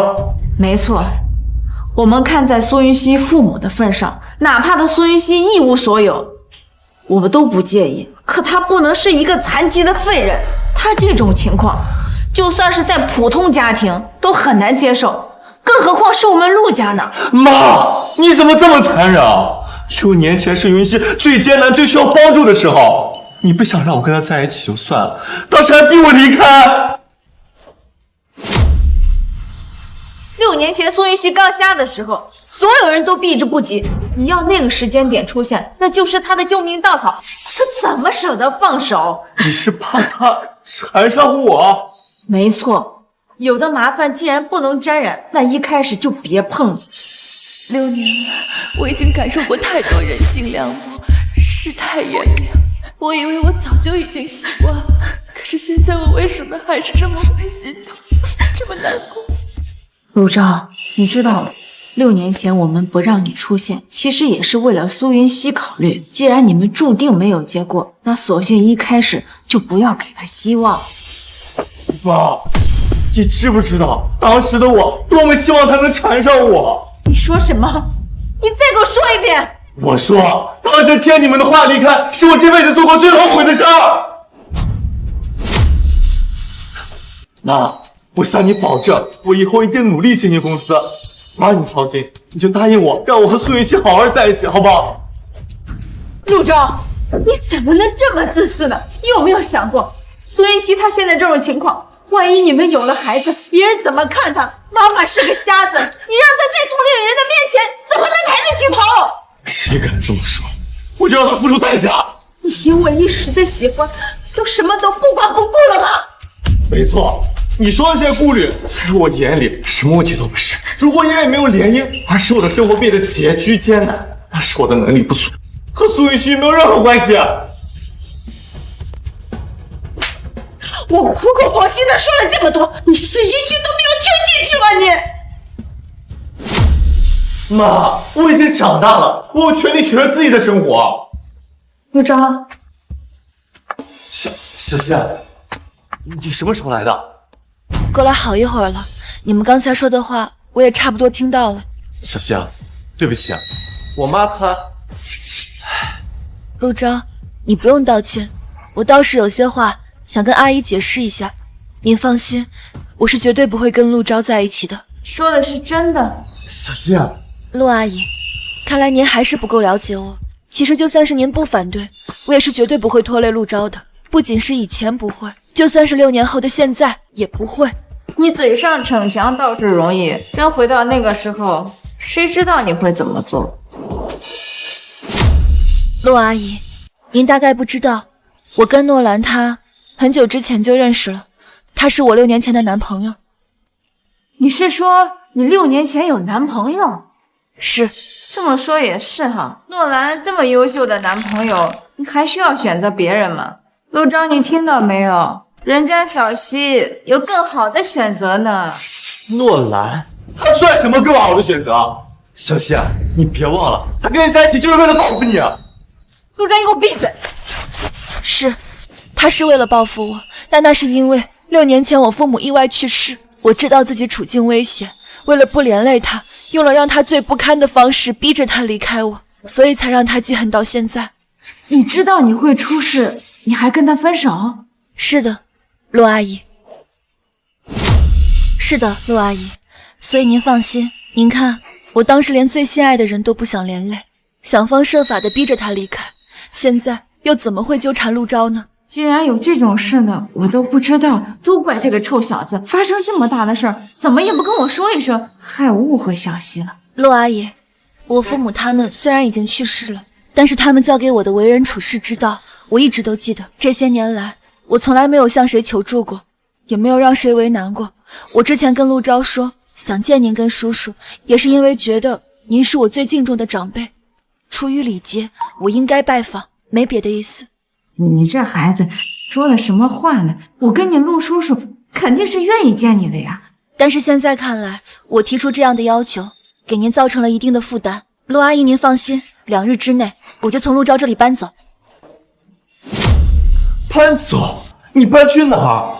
云溪，你二叔不安好心，苏家你回不去，陆兰又居心不良，难道你要去他那儿吗？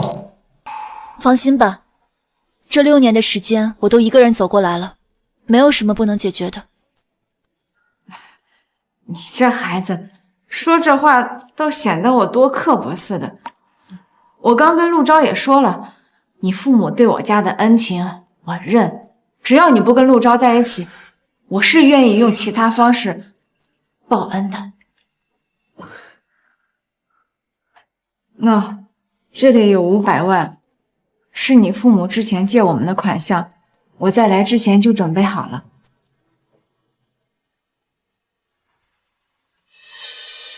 你拿好。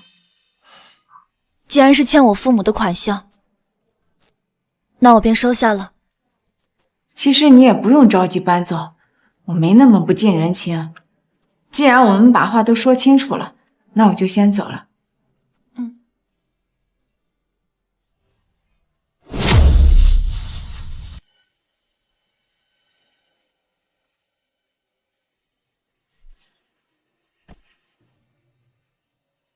小希，我知道我爸妈做的很过分，也很对不起云叔叔和阿姨，我替他们向你道歉。但是你一定不要走出这儿，你离开这儿，处境只会更加艰难。陆昭，你愿意帮我个忙吗？什么忙？你说，只要我能做到，我一定帮你。把我送回医院吧。你要去找诺兰？我不是还想跟他继续纠缠，只是他帮我联系的医生确实是眼科界的权威专家。你妈妈刚才说的没错，一个眼盲的残疾人确实会拖累别人。我不想这样子，我想治好眼睛。那如果诺兰再次找上你，只要能治好眼睛，不管他出于什么目的，我都不在乎。反正我也没有什么可失去的了。你就这么确定诺兰找的医生可靠？我其实不是相信诺兰，我只是相信那位眼科界的权威专家一定会对他的病人负责的。好吧，我也确实了解过这位医生，世界范围内确实找不到比他更好的眼科专家了。不过，你想说什么？雨仙，你刚刚说你和顾莫宁分手是为了保护他，他现在已经事业有成了，那你为什么不把事情告诉他，解开你们之间的误会呢？或许他出于愧疚，能停止对你的报复，甚至能弥补善待你呢？真没想到，这种话会从我的嘴里说出来。不用了。为什么？我现在已经不期待任何人对我抱有最纯粹的真心了。顾莫宁他报复我，到底是出于之前被伤害的自尊，还是真正是因为商业利益？谁知道呢？我也不想验证，也不想知道结果了。好，那我现在送你去医院。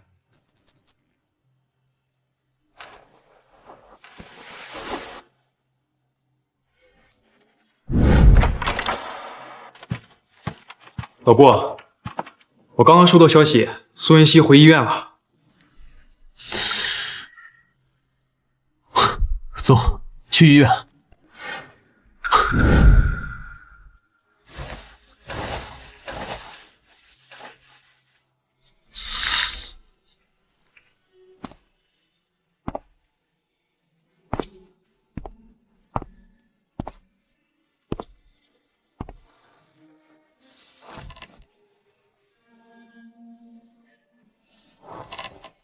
刚刚问过医生了，苏云熙明天做手术。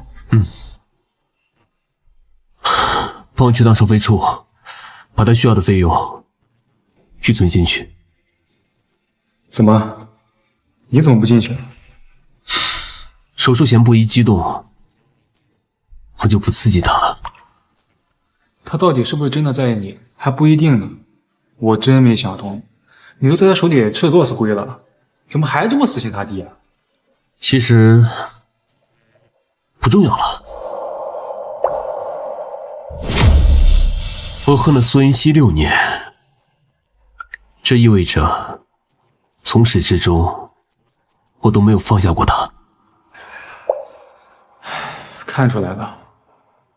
在回来之前，我总想着要报复他，叫他后悔当初辜负我。但后来，我发现我根本见不得他受委屈。这个我知道。你说的没错，在苏云溪这里，我已经彻底没救了。尽管他当初对我只是玩玩而已，我也认了。所幸，我根本就做不出真正伤害他的事。终于不嘴硬了，让我说你点什么好？你说你明明那么优秀一个人，怎么就想不开呢？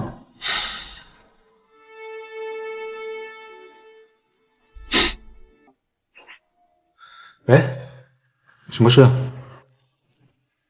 啊，我知道了。老顾，查到苏家的消息了。什么消息？我们查到了6年前从苏家离职的佣人赵阿姨，她是照顾苏云溪长大的晋生阿姨。起初我们跟她打听苏家的事，她一句不愿多说，直到我们提到了你的名字。她知道我？赵阿姨说她希望能跟你见一面。好，什么时候？赵阿姨今晚就到，连夜赶过来。有关于苏云溪的事，今晚就能彻底弄清楚了。走，回去。苏云溪，你的手术时间提前了，今晚就进行手术，赶紧准备一下，准备进手术室。好。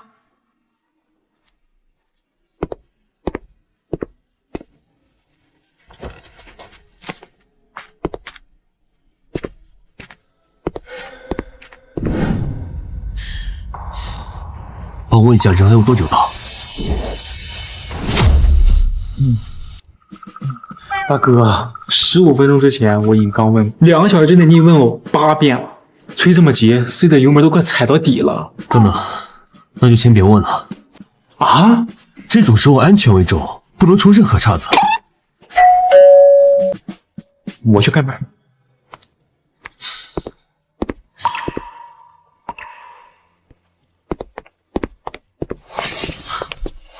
老顾，赵阿姨到了。你好，我是顾莫宁。你就是顾莫宁，好好，长得真是一表人才，难怪我们家小溪那么喜欢你。赵阿姨，您说苏云溪她喜欢我？阿姨，你确定没有弄错吗？云溪如果她喜欢我的话，当时又为什么会跟我分手呢？没错，当年我离开苏家之前，顾莫宁这个名字，小溪日日在我耳边念叨，我怎么可能搞错？孩子，我知道你可能有很多疑惑，这些我都可以慢慢跟你讲。赵阿姨，您坐。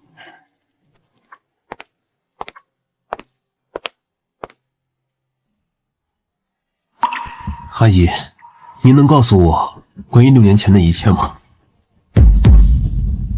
？1年半以前，小溪的父母还没有离开的时候，我发现这个我一手带大的孩子每天都格外开心。在我的追问下，小溪偷偷告诉过他也爱了他喜欢的那个人，叫顾莫宁。他提起我时，他开心吗？那段时间是小溪脸上笑容最多的时候，我只是看着他就能感觉到他很幸福。可惜，小溪的快乐持续了不到半年，他们家就遭遇了巨大的变故。小溪的父母突发车祸，性命垂危。他的二叔苏连成带着一众股东在抢救室外宣称要接管苏氏。那个时候，苏云溪和老顾还没有分手。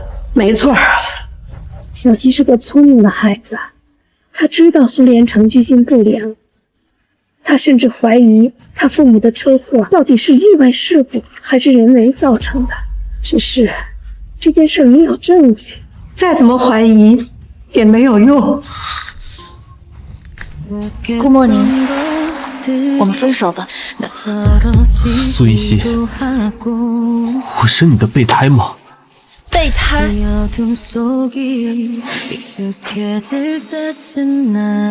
配吗？你看清楚了，我是苏氏集团的大小姐，你算什么？一个穷学生，你凭什么以为我能看得上？原来他跟我分手的时候处境竟然这么艰难。如果是这样的话，那他当时说的话一定是违心的。这么大的事，他竟然一声没吭。那时候你们都只是学生，他说出来又有什么用呢？所以他就选择分手，自己一个人面对。是啊，小溪知道他二叔居心不良，所以咬死了不愿意将公司交给他，一个人在抢救室外苦苦支撑了好几天，直到他父母抢救失败，先后被宣告死亡。什么？苏云熙他对自己怎么会这么残忍？当时因为小溪不愿意放弃公司继承权，苏连成就开始威胁他，说他有的是办法达到目的。紧接着先是我送饭的时候被人推下楼梯，险些摔断腿，然后是他弟弟食物中毒，在抢救室洗胃。小溪意识到因为他身边的人都已经处在危险中。那天小溪抱着他年幼的弟弟哭着跟我说，他好害怕，他不能想象他二叔到底能做到什么程度。那时候小溪他也只是个刚成年的孩子啊，他没有能力和二叔对抗，他又不甘心将父母的公司轻易拱手让人，他更担心自己身边的人受到伤害。于是他选择了一个最傻的方法，他赶走了身边所有他在乎的人，自己一个人去承受这一切。所以他把弟弟送到国外上学，把您辞退，然后又用最决绝的方式跟我分手。我原本是不愿意走的，是他联系了我老家的亲属来接我走。我走那天听到他在跟你通话，他约你晚上见面，他声音那么平静。事实上他明明手已经抖得都拿不住手机了。竟然是这样，都怪我那天晚上为什么就一点不对劲都没有察觉到呢？没错，不怪你。小溪是个要强的孩子，他既然不想让你发现不对，他肯定会隐瞒的滴水不漏，彻彻底底。这些年我一直都放心不下他，我总在想啊，这孩子这些年到底过得好不好？他和他喜欢的男孩子有没有解除误会？所以我一听到你的名字，我立刻就决定一定要来见你。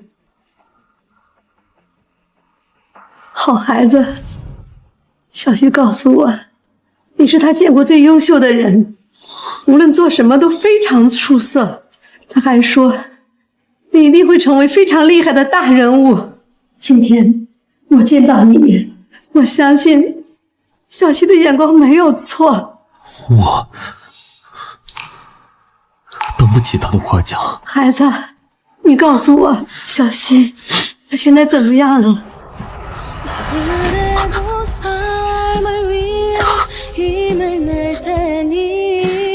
我对不起他。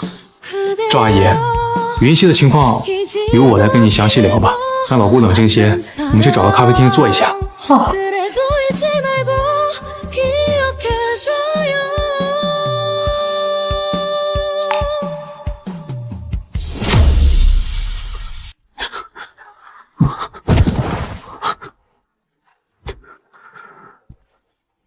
小溪，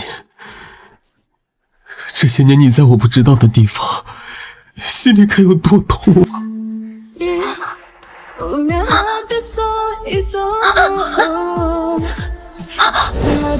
谢谢。眼睛不好，还出来乱闯，知不知道这样会妨碍交通，给人添乱？对不起，对不起，我不是故意的。6年前，你当年的骄傲哪去了？成了这副模样，让我连怨恨都显得多余。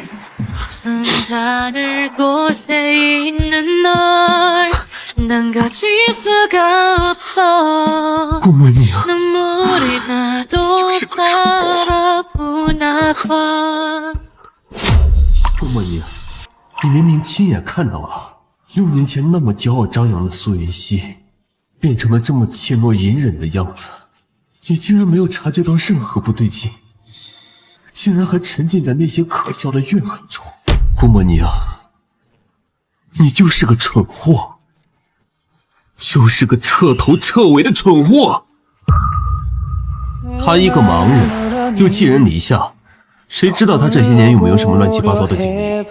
我带他去体检，是防止他有什么病。我怎么能在别人面前说出这种诋毁他的话？苏云溪，虽然我会娶你，但我不养闲人。你要认清自己的身份，尽好做妻子的义务。真是个混账！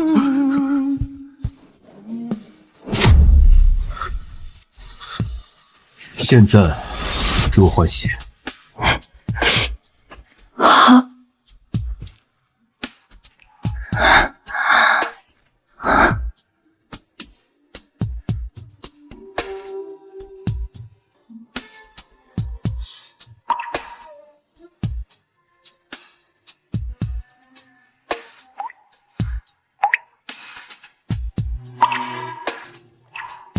顾莫宁，云溪承受了那么多委屈，却还要在你面前遭受这种羞辱，因为你的恶意，他连自己面对的是谁都不知道。当时他该有多害怕呀！你在干什么？没什么。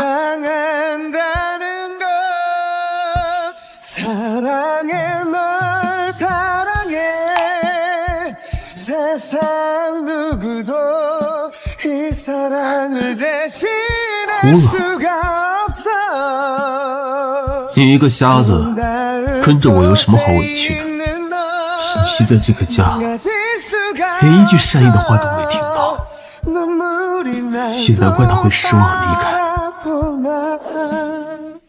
难怪他会失望离开。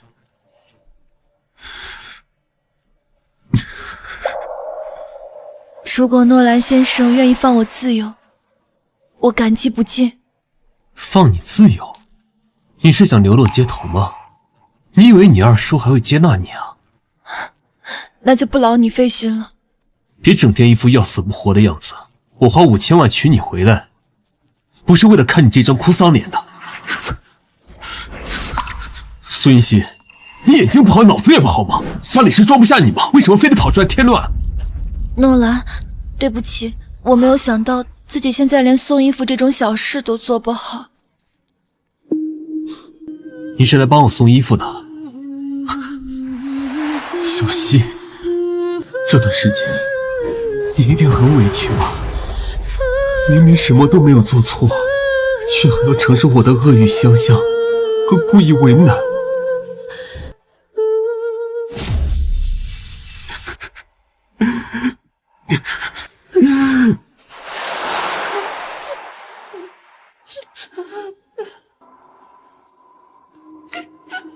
诺兰，我可以求你一件事吗？我想跟你借点钱，有急用。求我？你想怎么求？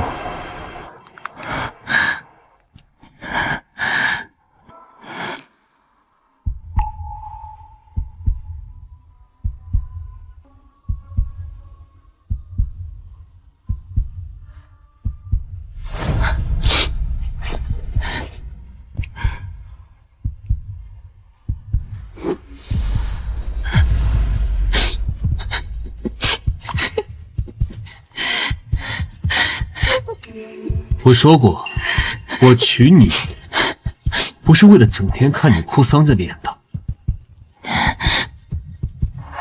这样可以吗？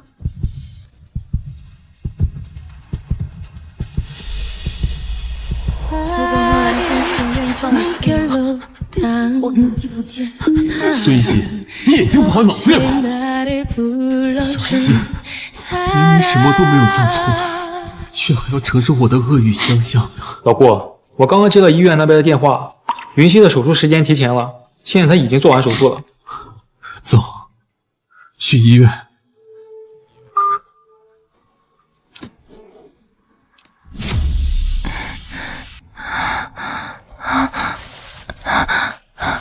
有人吗？我在这里。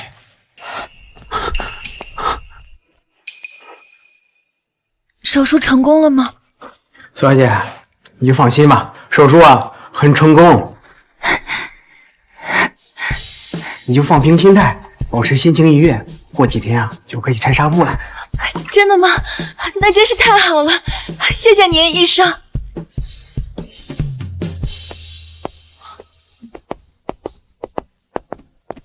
老顾，你不赶紧进去，站在这干什么？我就先不进去了。为什么？你去跟苏云溪解释啊！既然他心里一直有你，那你就赶紧告诉他，你根本就没有真正的伤害过他。他刚做完手术，不适合听这些消耗心力的事情。等过几天，他手术彻底好了，我再跟他解释。那好吧。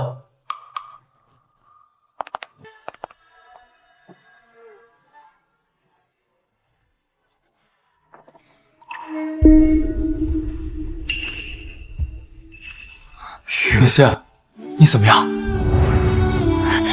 陆长，我能看见了，我能看见了。陆长，好久不见。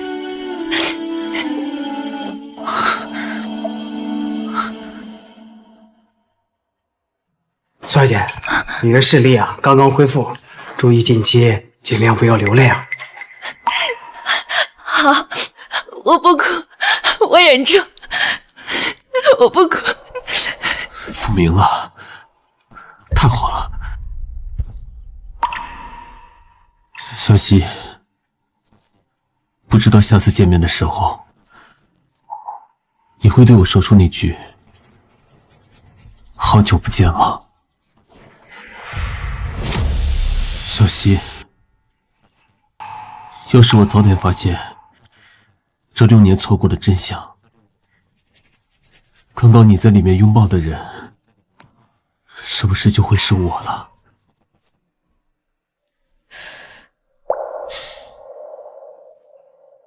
奇怪，为什么我刚才忽然觉得有个人应该会出现在这里呢？云溪，你在看什么？没什么。医生，我可以出去转转吗？当然，你可以四处走走看看，但千万注意别用眼过度就好。好。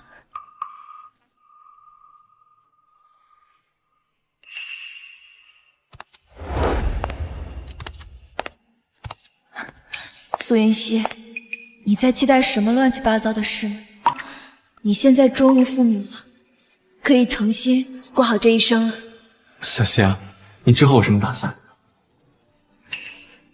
我打算尽我所能，把之前失去的全都拿回来。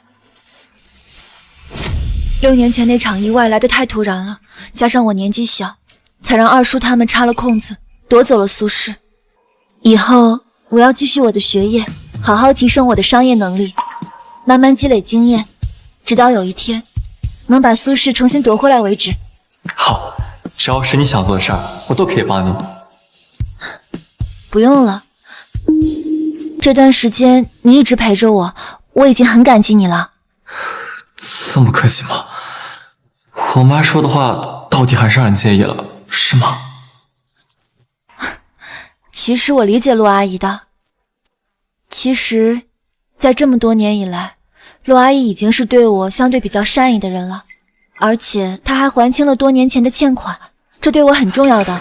小小希啊，你现在复明了，我爸妈他们绝对不会再对你有任何偏见了。陆钊，我在陆阿姨面前承诺过，我不会跟你在一起的，我是认真的。我知道了。那你之后要去哪？什么时候出发？我打算出国，越快越好。在我没有足够的能力能夺回苏氏之前，不适合再跟二叔他们正面碰撞。我打算明天就走，以免他们知道我复明的事情，再动什么歪心思。我明白了，那以后我们随时保持联系啊。保持联系。嗯。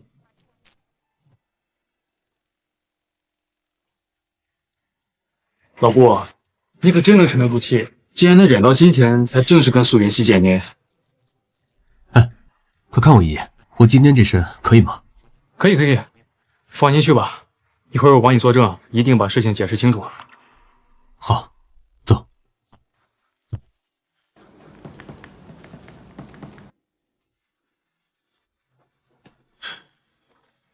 护士，住在这里，苏云熙去哪儿了？苏云熙今天出院，已经走了。今天出院？这么快？我去，怎么不通知我啊？您拨打的号码是空号，请查证后再拨。顾莫宁，你来这里做什么？苏云熙去哪儿了？他的手机号为什么注销了？我为什么要告诉你？他手机号注销了，跟你有什么关系啊？就凭我跟云熙已经约定联姻了。陆总和云熙的联姻是和苏连成达成的合作吧？你有问过云熙的意见吗？云熙的意见，我自然会去沟通。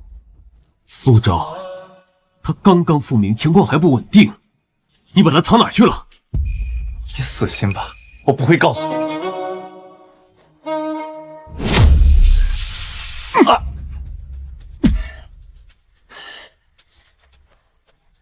干什么呢？顾莫宁，你休想从我的嘴里得到关于云熙半个字的信息。你想见他，你死心吧！我告诉你，就算没有你，我也有的是办法找到他。陆钊，你以为你这么做就真的在为云熙考虑吗？怎么？难道我要把云熙交给这种两面三刀，一边带他回家，一边打压苏氏小人吗？你看到的都不是真相。顾总从来没有伤害过云熙半毫。我没时间再听你们在这里胡言乱语。陆钊，你还要耽误苏云熙到什么时候？你说我耽误云熙？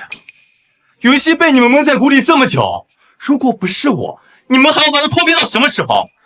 你这种卑劣小人，你有资格指责我吗？你没有耽搁小希，那请问，在我想方设法把小希复明的时候，你做了什么？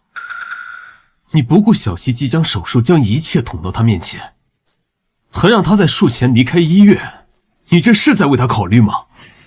你知不知道，给云熙动手术的眼科专家是顾总捐了一所研究院，包专机专门请过来的吗？你不过是发现了我和苏氏的一些浅显关联，就自以为抓住了把柄，跑到小希面前找存在感。但你有没有想过，苏氏现在是苏连成把持，我这么做是为了帮他。我怎么知道你们说的是真假的？你再怎么不愿承认，也改变不了你为了在他面前抢风头，不顾他处境的事实。我没有。那请问，小希家中出事的时候，你又做了什么？6年前，你的家境和起点比我强上太多太多。但凡你真的愿意付出心力想帮他，今天和他联姻的，轮得到我。你不是消息挺灵通的吗？那你有没有打探到，如果不是顾总出手，云熙就要被他那个二叔嫁给吴氏6岁的老头子了？你说什么？陆总大概是不会知道这些事情的，因为你只是因为公司业务顺势回国，然后在晚宴时候遇到了他。在此之前，你根本没有刻意打探过小溪的消息。如果不是顾总，你根本看不到云溪。从知道他处境的那一刻起，我就没打算看他继续落魄下去。你呢？捂着耳朵蒙上眼睛，装作不知道他的苦难，然后靠着挑拨离间这种阴险手段，就想要从我手里抢走他。你做梦！6年时间，我白手起家，从一个普通学生成为今天身价超你们陆家100倍的投资人，不管是能力还是对他的心意，都比你拿得出手100倍。你知道你和顾总最大的区别是什么吗？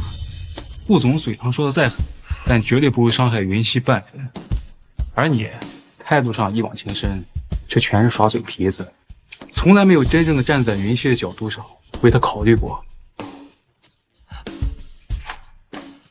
我告诉你，我有的是耐心挽回他。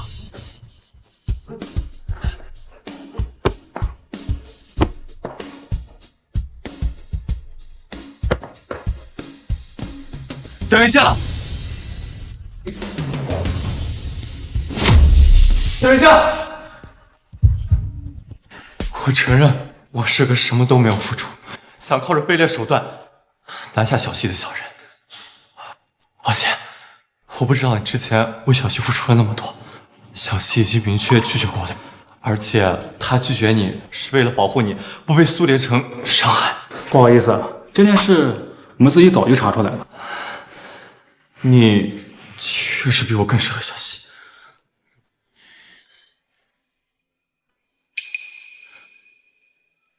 这是小溪的信号码，他现在还没来得及走，站在走廊了，你们还可以找到他。老顾，手机号我的存，你去找。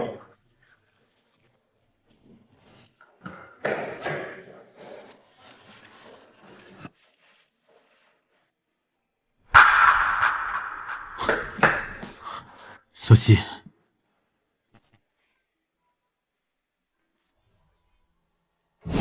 我是该叫你顾总，还是诺兰先生啊？对不起，是我太蠢。因为6年前可笑的自尊，迟迟没有发现你的苦衷和用心，说了那么多伤害的混账话。要不你打我，打到你出气为止。你都知道了？我找到了赵阿姨。很好。既然你都知道了，那你应该明白，我从来没有亏欠你什么。我知道，在这段感情上是我有亏欠。我也不觉得你亏欠我什么。过去你报复苏轼，可苏轼的管理权不在我手里，所以我没必要跟你计较。更何况后来弟弟的事情你也帮了我，我们扯平了。小溪，你能不能不要故作坚强啊？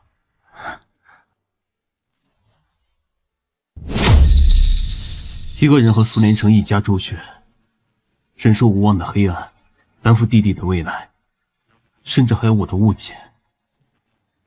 你的心里早就不堪重负，可你的脸上却表现得那么随意。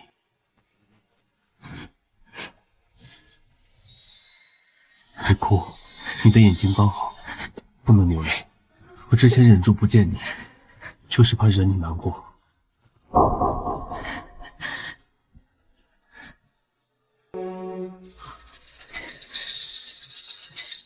顾总，你说的这些已经都过去了，接下来的路我会自己好好走。过去6年的时间我都熬过来了，接下来什么都不会难得倒我。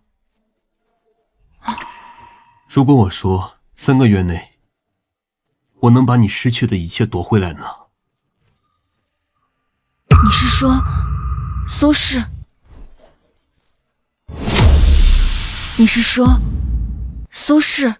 你应该知道，利用我是你夺回苏轼、报复苏连成最快的方式，不是吗？你为什么要帮我？我帮你是有条件的。3个月内，我要你以助理的身份待在我身边。但你放心，我不会让你做什么违心的事情。3个月后，去留随便。小溪，我知道，过去6年的经历让你难以相信除了自己以外的任何人。既然这样，我就用这3个月让你看到我的心意。以他今时今日的地位，如果他能帮我，绝对能让我少走至少10年弯路。但是，我怎么确定你没有什么算计？我会和你签署协议。3个月后，如果我没有办法把一个苏氏完整的交给你，那么我将按照苏氏巅峰时期的市值，折现赔偿给你。听起来，我没有什么理由可以拒绝。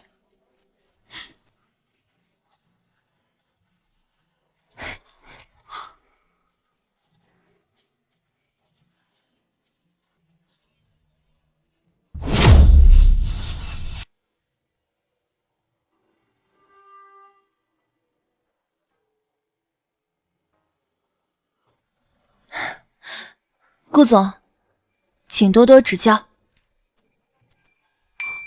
没问题。哦，对了，我这儿有一些苏氏的项目进场，我给你看看。好。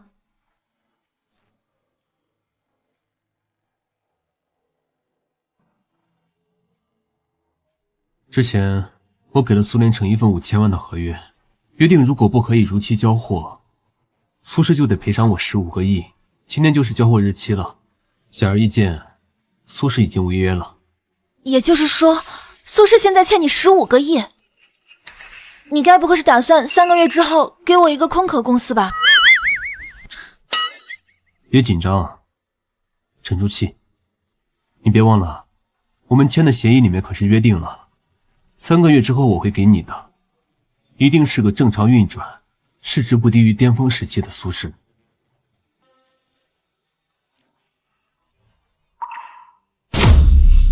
那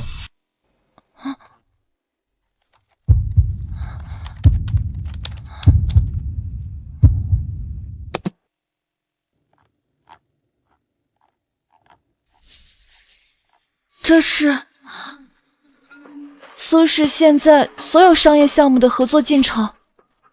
你怎么会有这么详细的数据啊？这段时间，这笔15亿的违约金项目已经让苏连成焦头烂额了。由于他联系不上我，所以他开始低价签单下项目，试图盘活资金链。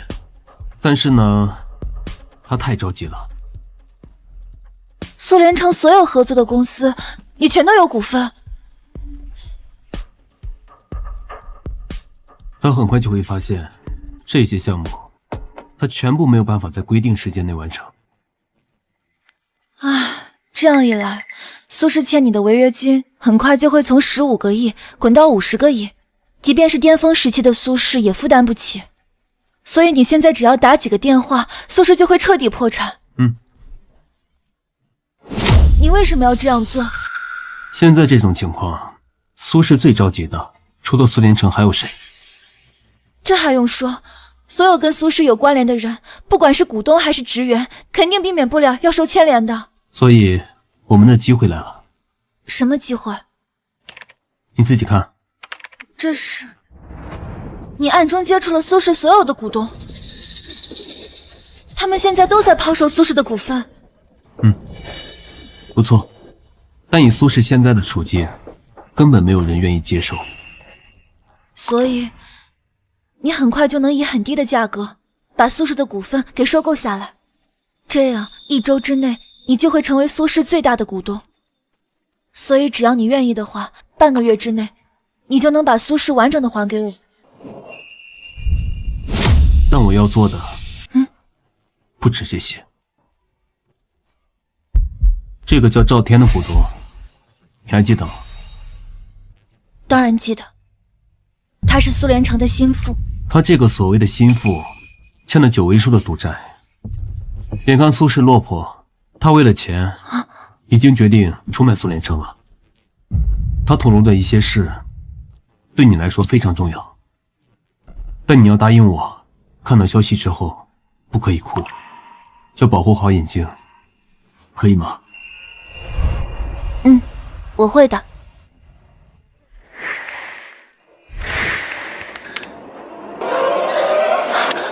这是苏连成当初雇凶杀害我父母，还派人暗害我的证据。直到前段时间我才发现，你暗害的那天，就是跟我分手的当天。这些证据我已经让徐浩交给警方，过几天他们就会来处理。非常抱歉，过了这么多年，才替你讨回公道。不能哭，好不容易才复明，不能哭。别难过，一切都会好起来的。谢谢，谢谢你。诺兰呢？诺兰，出来！苏云成，苏云墨，苏连成，谁叫你们进来的？我告诉你们，我要马上就过来。徐浩，你先回去。行，我派人守着，有事喊我。苏云溪，你能看见了？没错，看到我复明，你们是不是很失望？苏云溪，复明什么用？你知不知道，就是这个诺兰，他马上就要把苏氏彻底搞垮台、搞破产了。没错，苏云溪，苏氏最近签了不少项目，都面临着高额的危机。我们费了好大的功夫才查出来，那些注定无法完成的项目，背后都是这个诺兰操控的。你们终于发现真相了，发现的速度还真慢啊！苏云溪，你看见没有？诺兰他都亲口承认了，他打着联姻的幌子，从头到尾都在谋害我们苏氏。你赶紧回来，你被他给骗了。回去？回去做什么？跟我们一起去报警，靠诺兰强迫你。没错，诺兰，你跟我妹妹连证都没领，就把人强到你家，我们要是追究起来，你可是要坐牢的。诺兰，如果不想坐牢的话，那就坐下来，跟我们好好谈谈那些合作项目该怎么解决。云溪，他们说我强迫了你，不如你来说说，我强迫你了吗？诺兰先生，从来没有强迫我做过任何我不愿意做的事情。云溪，苏氏可是你父母打拼下来的，怎么你为了这个男人，难道不管你父母留下的产业了吗？没错，苏云溪，你才结婚多久，怎么就跟不上往外拐呢？你这么做对得起苏氏，对得起你的父母吗？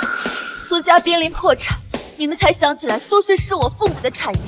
既然是苏家的产业，那我怎么处理都是我的事情，你们着什么急？哎，苏云溪，我可是你二叔，除了我，谁还能为苏氏考虑啊？二叔，好一个二叔！苏连成，你作为我的二叔，为苏家考虑的方式就是雇凶制造车祸，杀死我的父母，然后找人捅瞎我的眼睛，强行夺走苏氏吗？你胡说八道什么你啊！苏云溪，你父母去世后，那都是我们一家人撑起了苏氏，还收你养了你6年，你怎么能这么不知好歹，说出这种污蔑人的话？肤没污蔑你，警方自然会有判断。徐浩，通知警察了吗？顾总，警察已经到了。苏连成，根据苏氏集团股东赵天的供述，你涉嫌故意杀人罪，现在需要跟我们走一趟。什么？赵天他怎么会指认我？是啊，警察先生，这其中是不是有什么误会啊？有什么话回警局再说吧。追线！追线！妹妹，这其中肯定有什么误会，你跟我一起去警察局，你让警察撤案啊！苏云墨，你少在这做无用功啊！你还是好好考虑考虑，你被强制要求带离苏家后，你该怎么谋生吧？把他带走。放开我！苏云溪，我们可是一家人！夺回苏氏集团绝对不是短时间内能完成的。莫宁，你很早就开始计划了，对吧？是，我原本只是想帮你夺回苏氏，后来才知道苏连成害你的事情。还好之前做足了准备，才有机会趁机搜集到所有证据。所以你表面上在欺负我，其实背地里一直在帮我做打算。我怎么可能舍得欺负你呢？